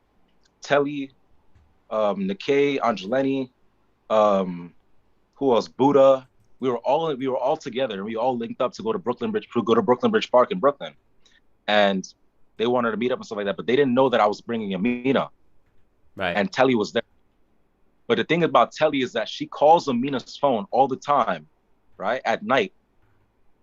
And during the day, they talk. Like they were friends. And they talk. But the thing is, Telly, all she talks shit about Angelini. She talks shit about Marlene. She talks shit about Nikkei. She talks shit about all her friends that she sucks up to in front of them, right? She talks shit about them to Amina, but Amina knows how Telly is, so she just listens and she kind of like she lets her vent pretty much, but she doesn't give in to it. She doesn't like they don't like back and forth. They don't like talk shit about the girls. It's just more so Telly talking shit about those three. So, and Amina kind of guiding her through it, like, yo, if you feel like they're fake friends or whatever, just leave them alone, stuff like that. But Telly doesn't ever do it. So pretty much, my girl was like, yo, so like, why the other day when we met up and we were in the car, why did you freaking like why when I saw you that day and you didn't know you were gonna see me, or why did you not say, why didn't you even tell me hi? Like, but you're like sucking up to these girls as if like you weren't just talking shit about them, all of them. You feel me? Mm-hmm. So Telly's like, oh, how she never said that or whatever. And now my girl's like, bro, we had conversations. Of course. All the time. We had constant conversations about this. And you literally, you saw me the other day. You didn't expect to see me, so you didn't say anything to me. And I noticed that. And it just felt weird. So she told her that. She was like, oh, you're mad because I didn't say hi to you? What are we in third grade? She says to my girl. So now my girl's like, bad. No more benefit of the doubt. But she's like, no more benefit of the doubt at all. So pretty much she goes, my girls go, it's not about that, right? It's not about that at all. It's not about you saying hi to me and anything like that at all. It's about the principle of that you talk shit about them. You saw me in person and didn't even say what's up to me, but you call me all the time. You blow my phone up, text me all these kind of things, waste my energy, waste my time, but you're sucking their cock in a car, you know? Talking about the best friend TikTok and didn't even say anything to Amina when she walked. It's really weird stuff, bro. It's like fucking wicked, bro. So haram. So haram. Yeah, so haram, bro. So pretty much, and this is another thing, right? Yeah. So pretty much, listen. Fidel's on one right now.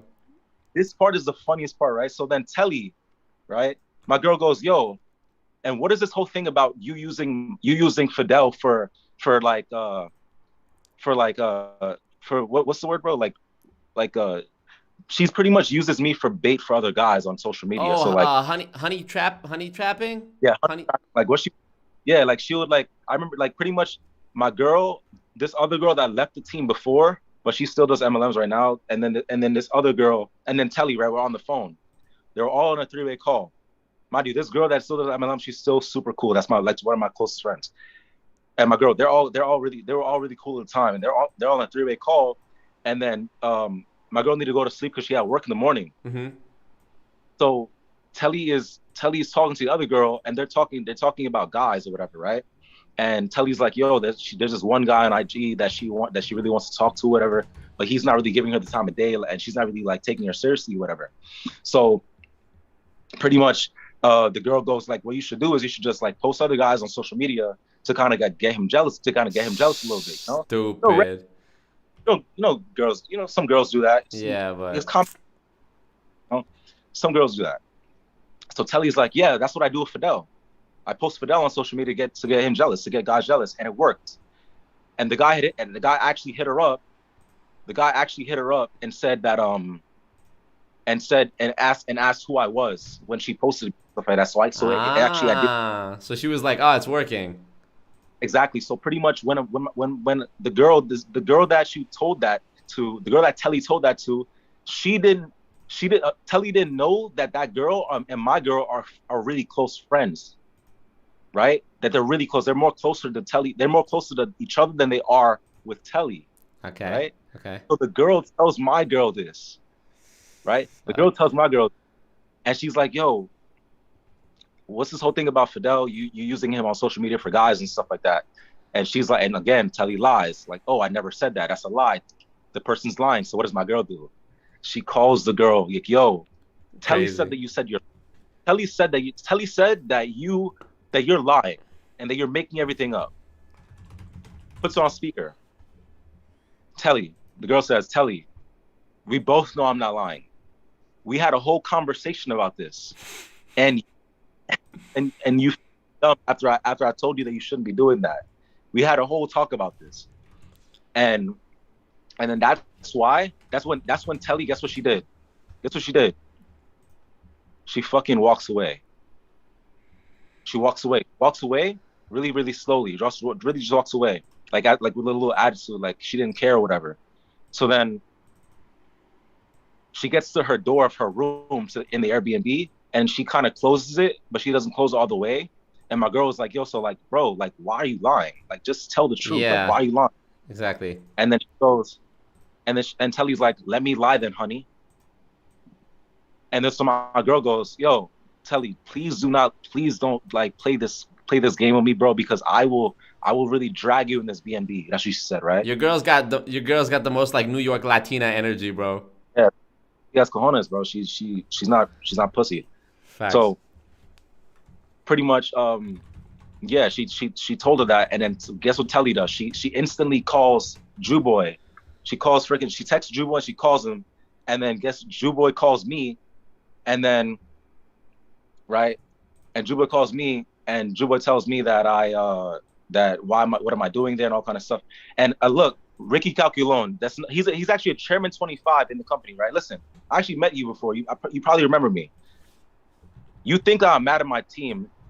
I'm not mad at my team. I'm mad at specific individuals on my team. I'm mad at how I was handled, And I'm also mad that I was lied about an industry that's completely fake. And we both know manipulates kids. Ricky Calculone, Chairman 25 in I'm Academy, commenting on Always Marco's live right now. Oh, is he in here right now? He's in there right now. He actually came from a company that shut down called Kuvera. Oh man, just like Millionaire Mike.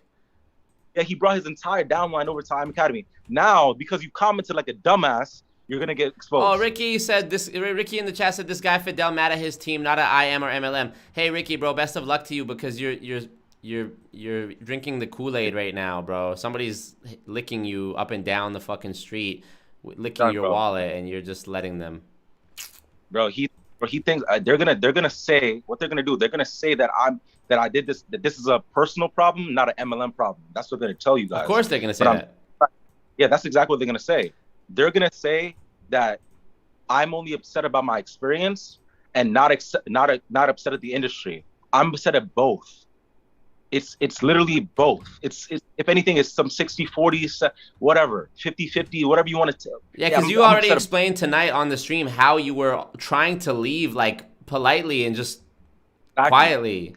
And then people started making it some sus shit. You were leaving because you learned about MLMs being fuckery. Exactly. I was not, Ricky. I was actually not leaving because nobody did anything wrong to me. Right? Nobody did anything wrong to me at all. I was still friends with these people. I left because I did my research, right? And when I did my research, that's when people started to get cultish. And that's when people started to pretty much throw slander on my name because I was a very pivotal person in my team, right? I was a Platinum 2000 in my team.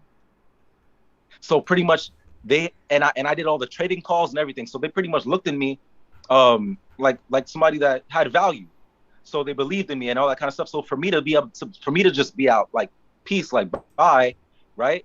It looked weird to the downlines. So what they had to do was throw dirt on my name to make themselves continue to look good, and you know that's what happens. So don't come on this live acting like don't come on this live, Ricky, talking like no. Bar up, bro. Do not come on this live acting like you do not know, bro. You know, bro. You know about network marketing, bro. You've been in this thing for years.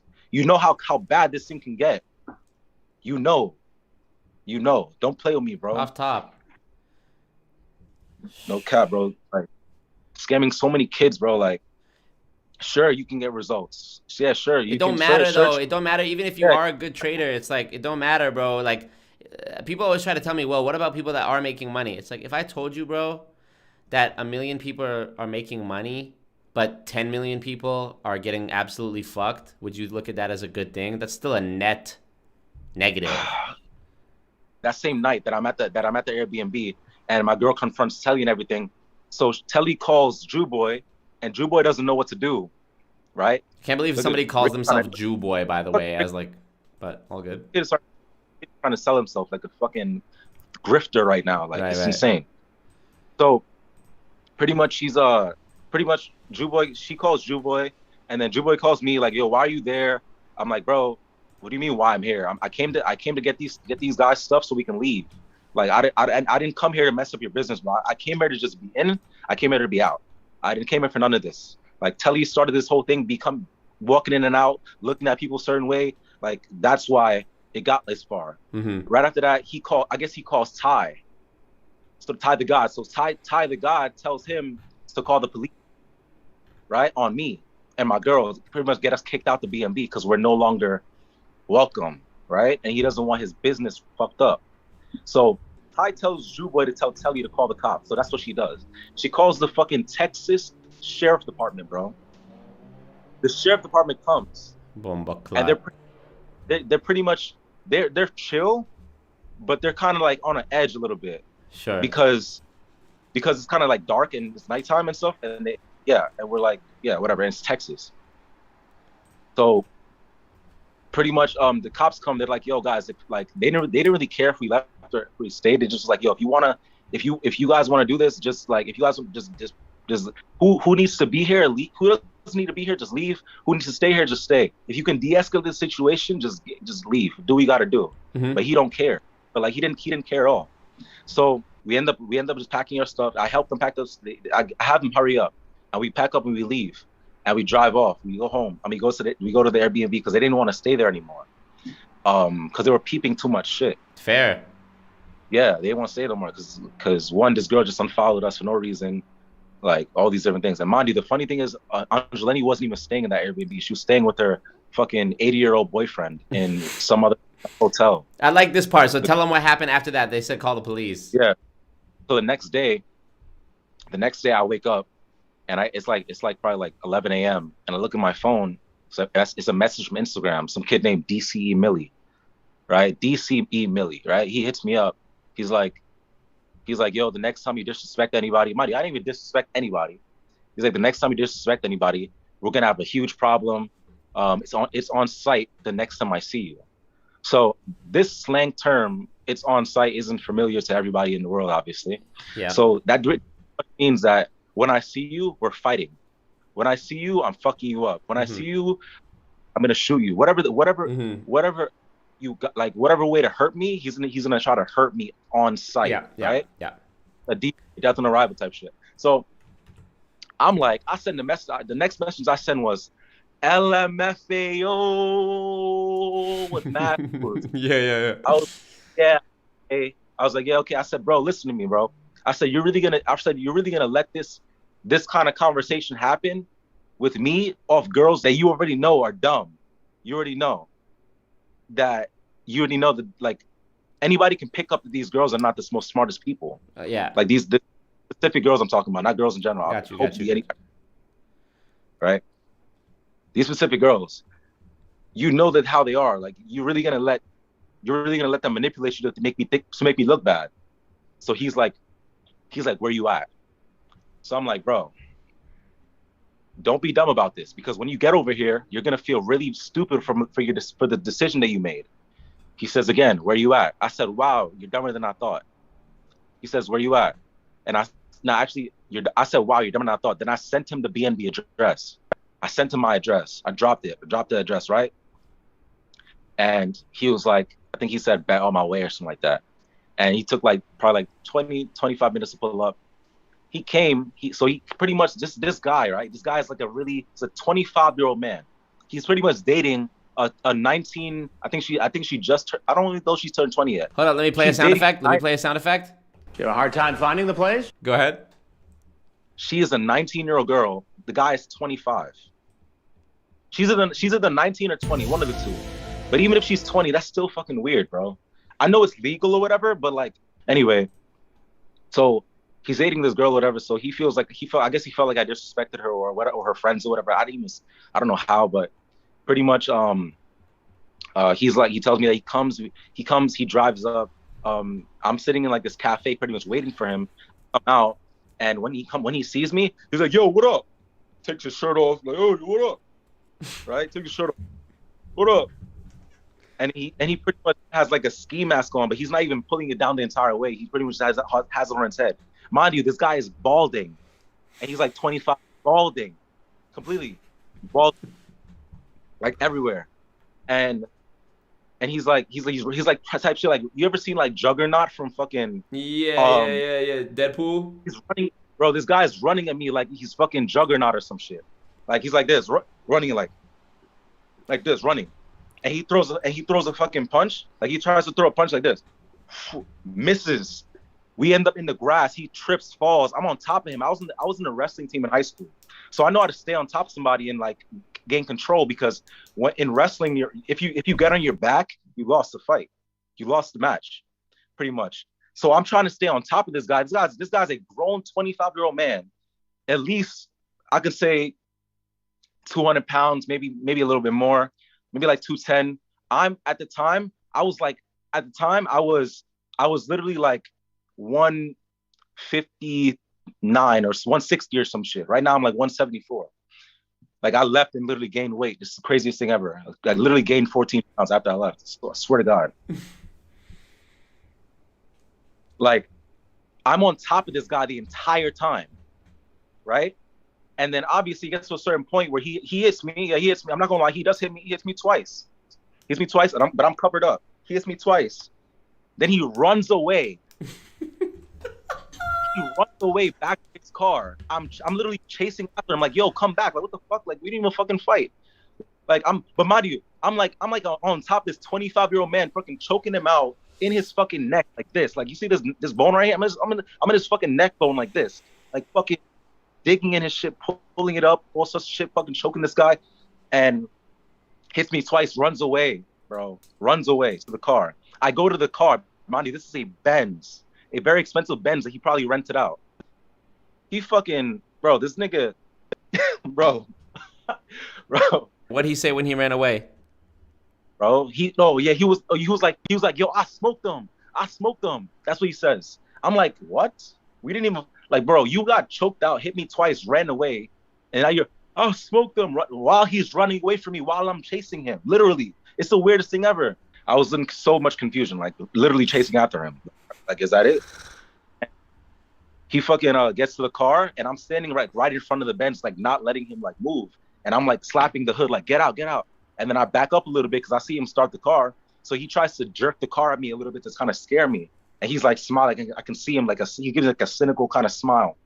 And then I kind of like step back from the car. I'm like, you're pussy. Like, what? Get out the car, bro. Like, come out the car. Yeah. He literally turns the wheel like this and skirts off. And right when he skirts off, I took my hand on the back window and I hit the back of the glass mad hard, but it didn't crack though. I wish it did, because I wish you would have those fees would have been biting him in his ass, because he would have had no proof that I broke anything. Fuck. Should have. So, you know what I'm saying? So pretty much that's what happened, and yeah, bro. And then a couple hours later, I texted. I was so upset because I'm like, bro, all of this stuff happened to me, and I fuck with these people so much. Like, this is some crazy shit, bro. This guy tried to fight me. Like, these girls talking shit. My mentor, that was my bro. Like, he's talking shit about me. My friend that I've known for years since I was 15 years old, high school, that I signed up. I told him it was a scam, and he's still doing it. He's talking shit about me too. What the fuck? Like, what the hell is this? Like, what's going on? Like. So I messaged the maker of Taste. I'm like, I wasn't even gonna violate, but now I'm violating. And he was like, you're gonna violate who? Like, this word for word, he says, you're gonna violate who? You're choosing to violate the wrong people. Nobody did anything to you. So I'm like, bro, do you not just realize what just happened to me? I know there's a whole bunch of stuff you've heard, and you haven't confronted me about anything at all. So I know you've been believing them and talking shit. I know how you are, Rob. I told him that. Pussy clap. And then I think he FaceTimes me and I answer when I got to the airport. No, when I was in the Airbnb, I was in the Uber on my way to the airport. I'm like, he answers the phone and he's like trying to black on me, like, I'm not the one to fuck with. I'm at the W Hotel. You know, the regular. And I'm just like, bro, you're trying to argue right now. I'm trying to have a conversation. You look really dumb right now. I said, bro, bro, Rob, you know all the rumors that took place about saying my name. I know you did, because you be getting it. You know about the mix. I know you heard things, and you have yet to contact me and ask me a single question to see if anything was true, right? Because that's before we even decided we wanted to make a video. That's before anything, bro. That's before anything. I didn't. There were so many rumors attached to my name. That was so much bullshit that nobody even asked me questions about at all. Nobody asked me anything. Everybody just assumed it was true because, as I said, it would look very bad if a person like me, that was high value in a team like that, left it, right? Left it and then said it was a scam or whatever the case may be, or felt a certain way about it or whatever the case may be. Right? So what they had to do was throw dirt on my name. And that's exactly what they did. And now truth's coming to light. Your mentor fucking lied to you. That's the truth. So now compare the stories, whatever story you heard, compare the stories. Now you know the truth. That's what I went through. So, yo, what I want to say is, this is Ricky _Ricky Cuckalon. This him? Yeah, Ricky Cuckalon, exactly what he's a fucking cuck. 58K followers, but your most recent post from 2 days ago has 17 comments. Oh, hold up. Not even, because when you comment replying to someone, that shows up as one of the comments. So actually 58K followers, but your post from 2 days ago, 2 full days ago, has, I'm excluding the ones that you responded to, which are your comments. 1, 2, 3, 4, 5, 6, 7 comments. It would be 9, but 2 of them are bots that say DM to get your account verified, promote it on. So 2 of them are bots. So you have 58K followers and you made a post, and in 2 days it got 7 comments. Actually less, because 2 of the comments, it's a thread where he replies to someone twice and they reply twice. So let's say they just commented once. 3 comments. So obviously you have fake ass followers. The one before that, you have 33 comments from April 28th, and you are 1, 2, 3. You're half of them. Bro, Ricky, it's a waste of time, bro. Waste of time. And I actually met. You know, it's so funny. I met Ricky in New York about like 2 years ago when I first started with Rob together. That's the funny part. That's the hilarious part. I remember it was a rainy day. It was in Manhattan. And Ricky came late to an event with some,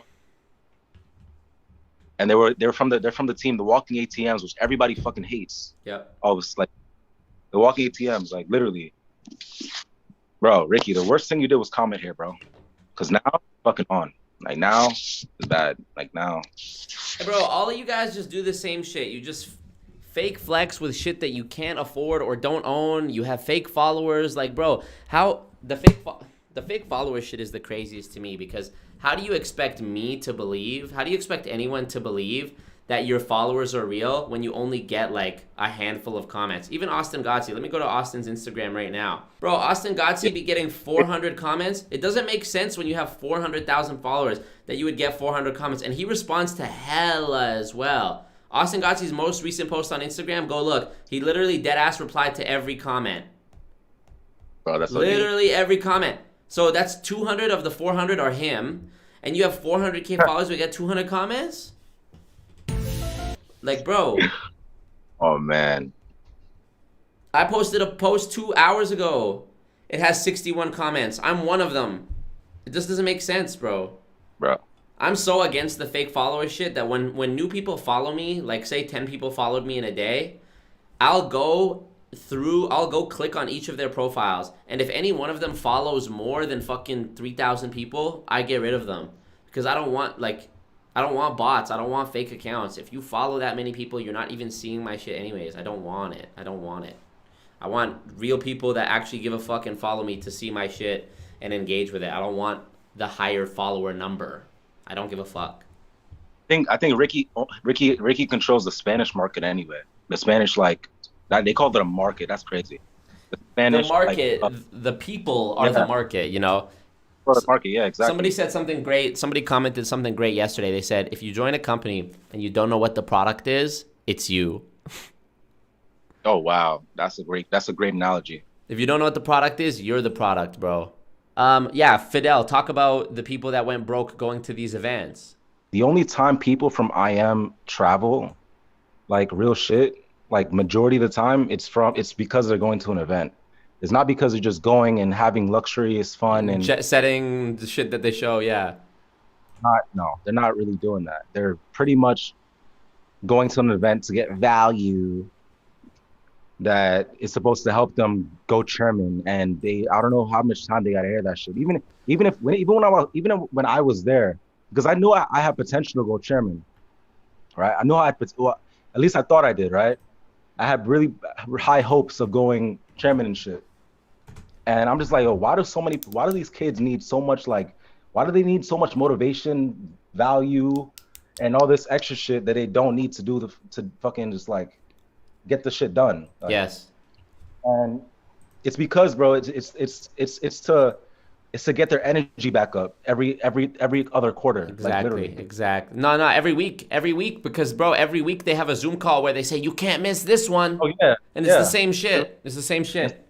Oh, it's the same shit. Literally the same thing over and over and over and over again. They go to events and they spend all their money, bro. These kids spend all of their money on the fucking plane ticket, the Airbnb, the rides. I mean the car that they have to rent, and they're like they have like fucking like $100 for food for like 3-4 days, not even.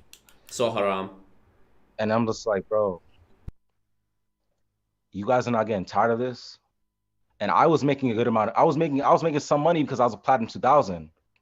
So it's like, yeah, I was getting this, but it used to just make me disgusted seeing my downline struggle, you know. And that's something I spoke to Drew Boy about too. I used to hate seeing them struggle, and I used to be like, why is my team like not?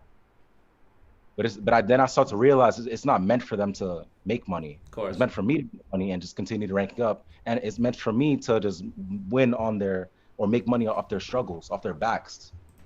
Exactly. And yeah. Ricky, where you at, Ricky? Where you at, Ricky? He said, I was a part of the Walking ATM, same group as Ricky, right? The founder, Drake TV, was very offsetting and fake as hell. Some sellout bullshit for real. Yeah, bro. Facts. It's a lot of sellout shit, bro. A lot of weird fucking chairmen, bro. A lot of these weird platinum leaders had us, like, bro.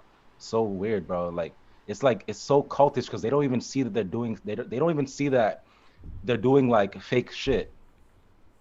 You know, like you could probably go to Rob right now and be like, yo, Rob, you think you do fake shit? He'll be like, nah. I'm bro, literally, he posted a video that I posted it on my story today. He posted this video where he says it's kind of tough to hear with the audio, but he says this.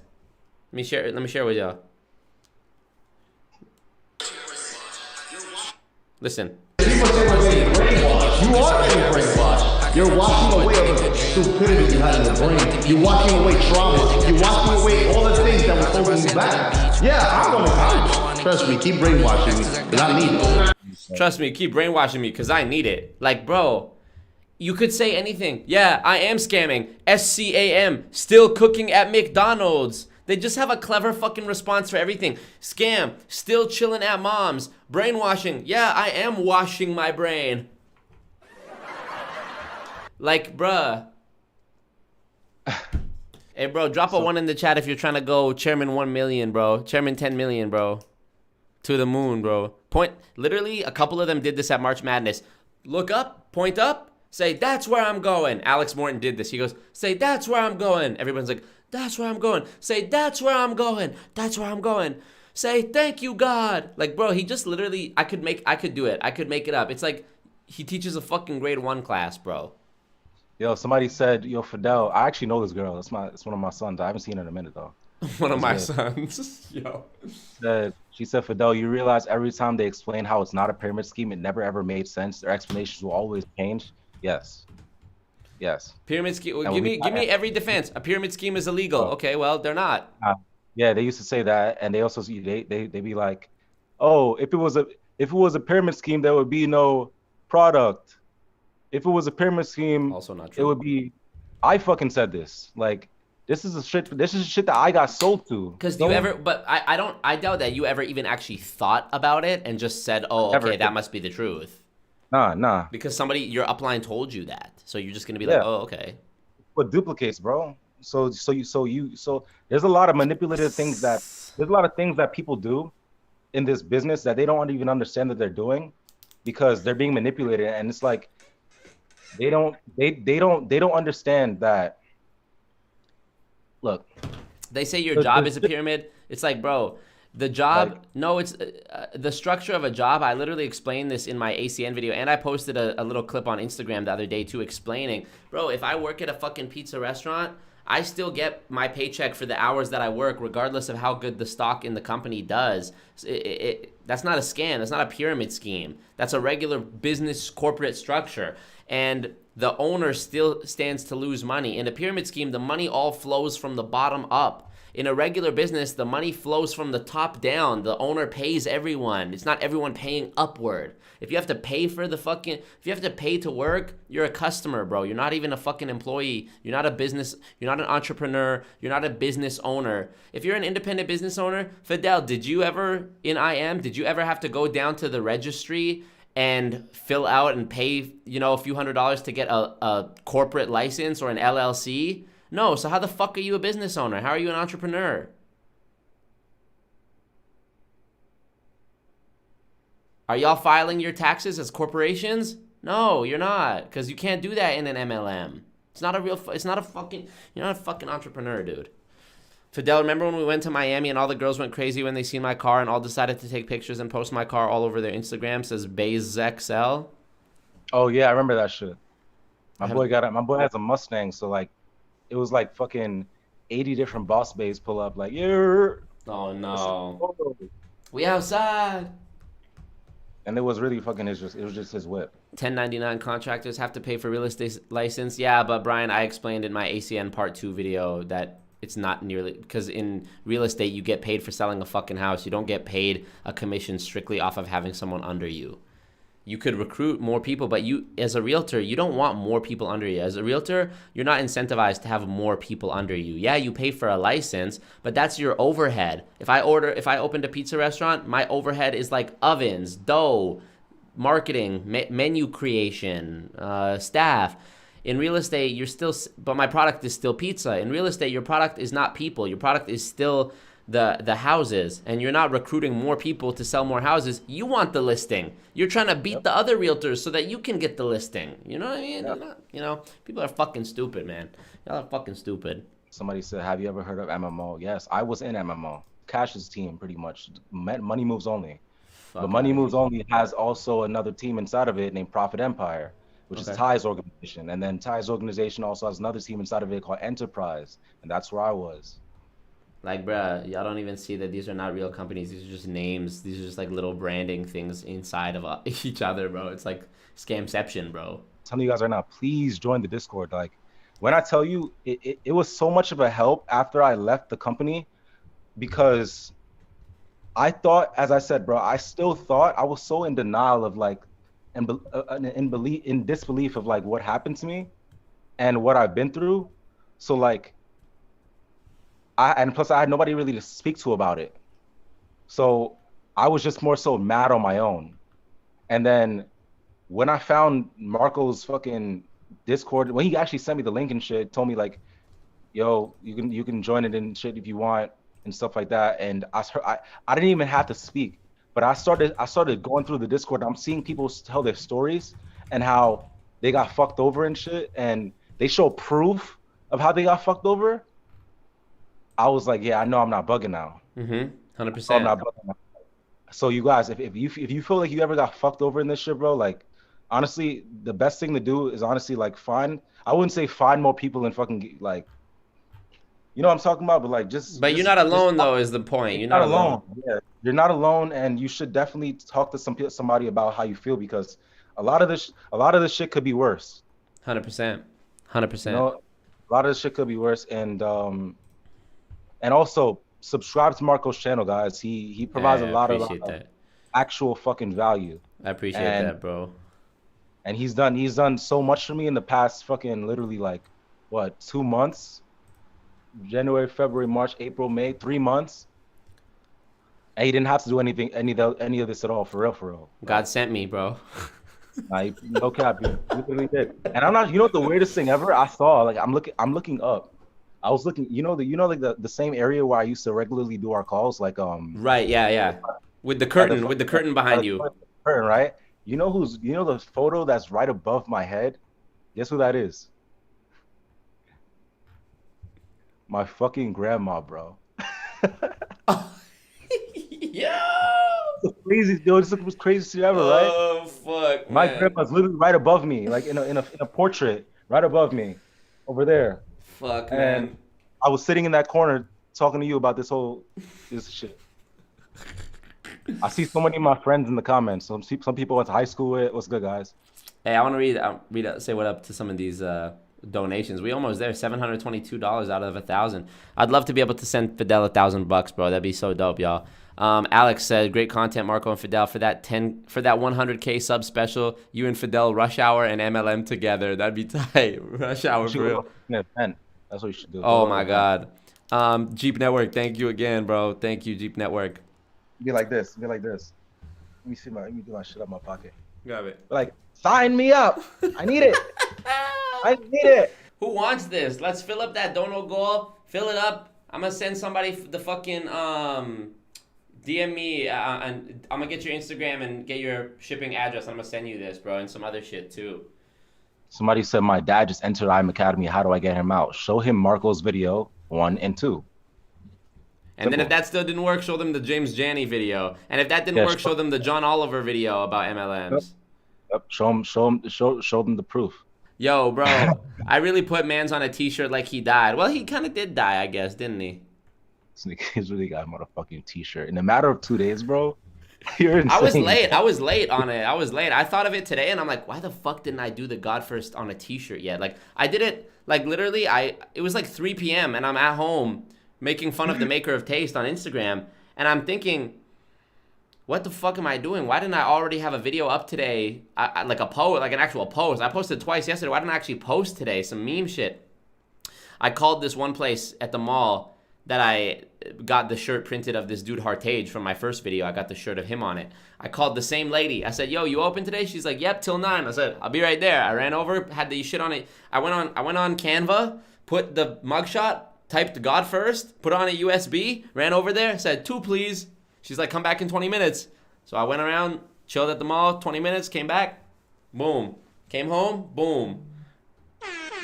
God First, baby. Yo, what you shared though, this when you were Lil Peep. Yo, look, check it out. Bro, I made that wish meme right now that's on my story. I made that while we were on this live, bro.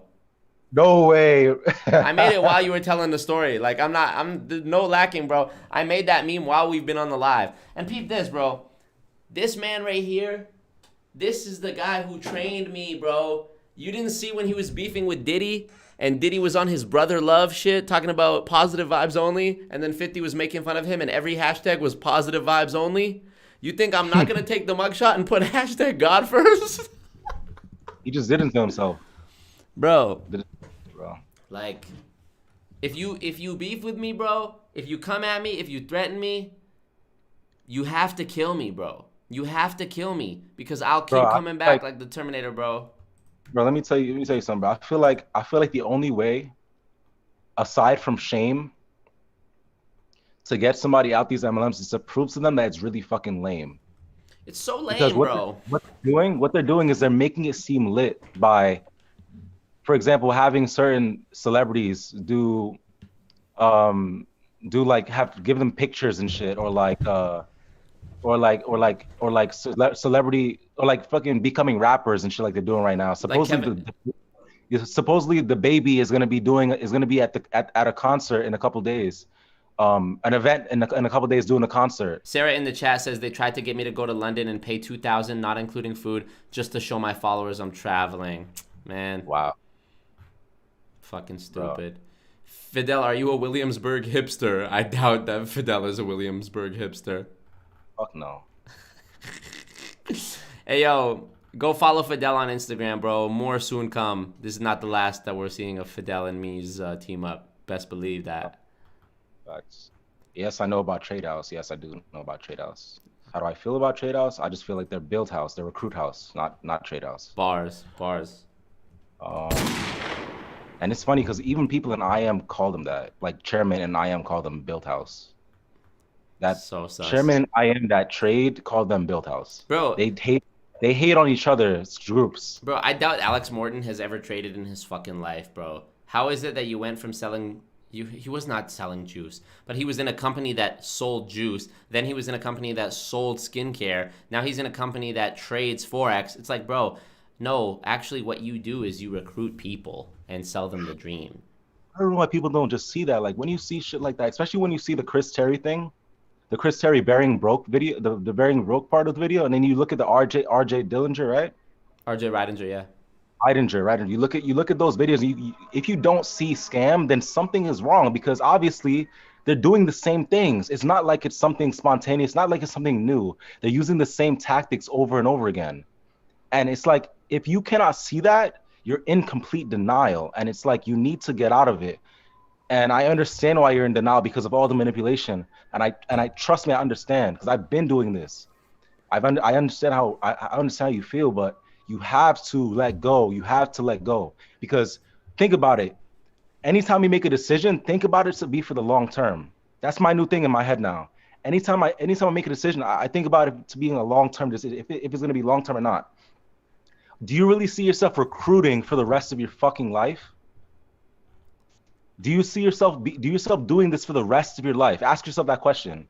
Seriously, like sit and really ask yourself that question. Do you really see yourself hitting ranks and for the rest of your life till you're 60, 70, 80 years old? Do you see yourself doing that? No. So then don't waste your time. Don't waste your time. Bars. Hey, big round of applause. Hey, hold on. Did we get any more donuts for this shit? No, but yo, $722 Canadian. Let me see how much that is US. That's not a lot. It's not a lot US, Fidel. So.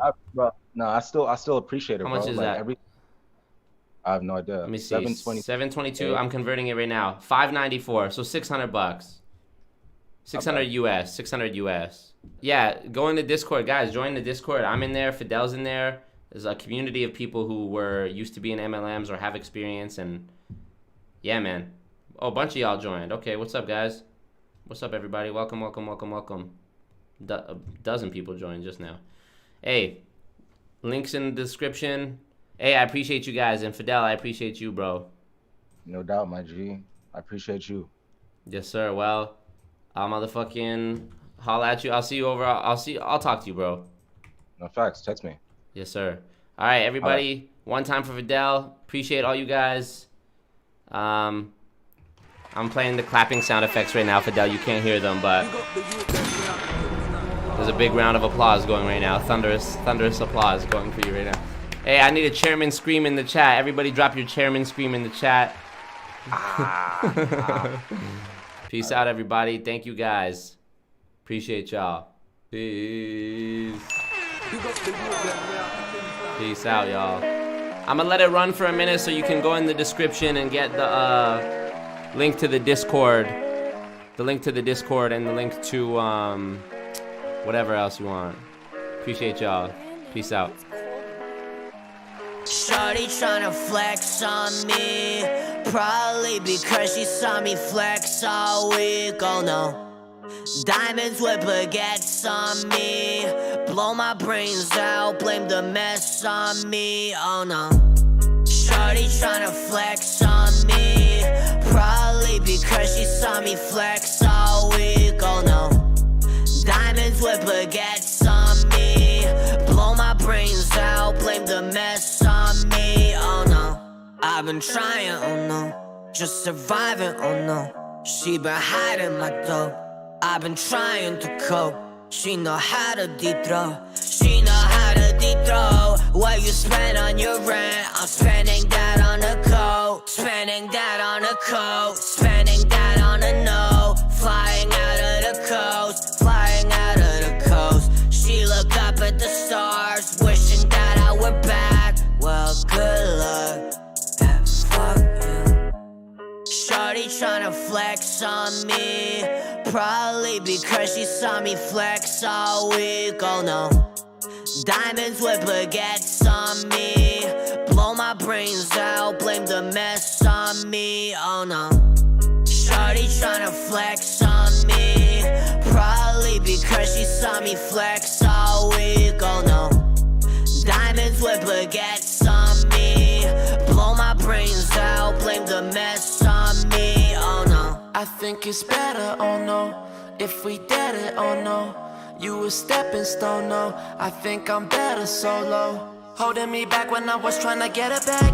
Now I go shopping in tete-a-text, I'm having better days. She saw me in Vogue and she said I'm vague.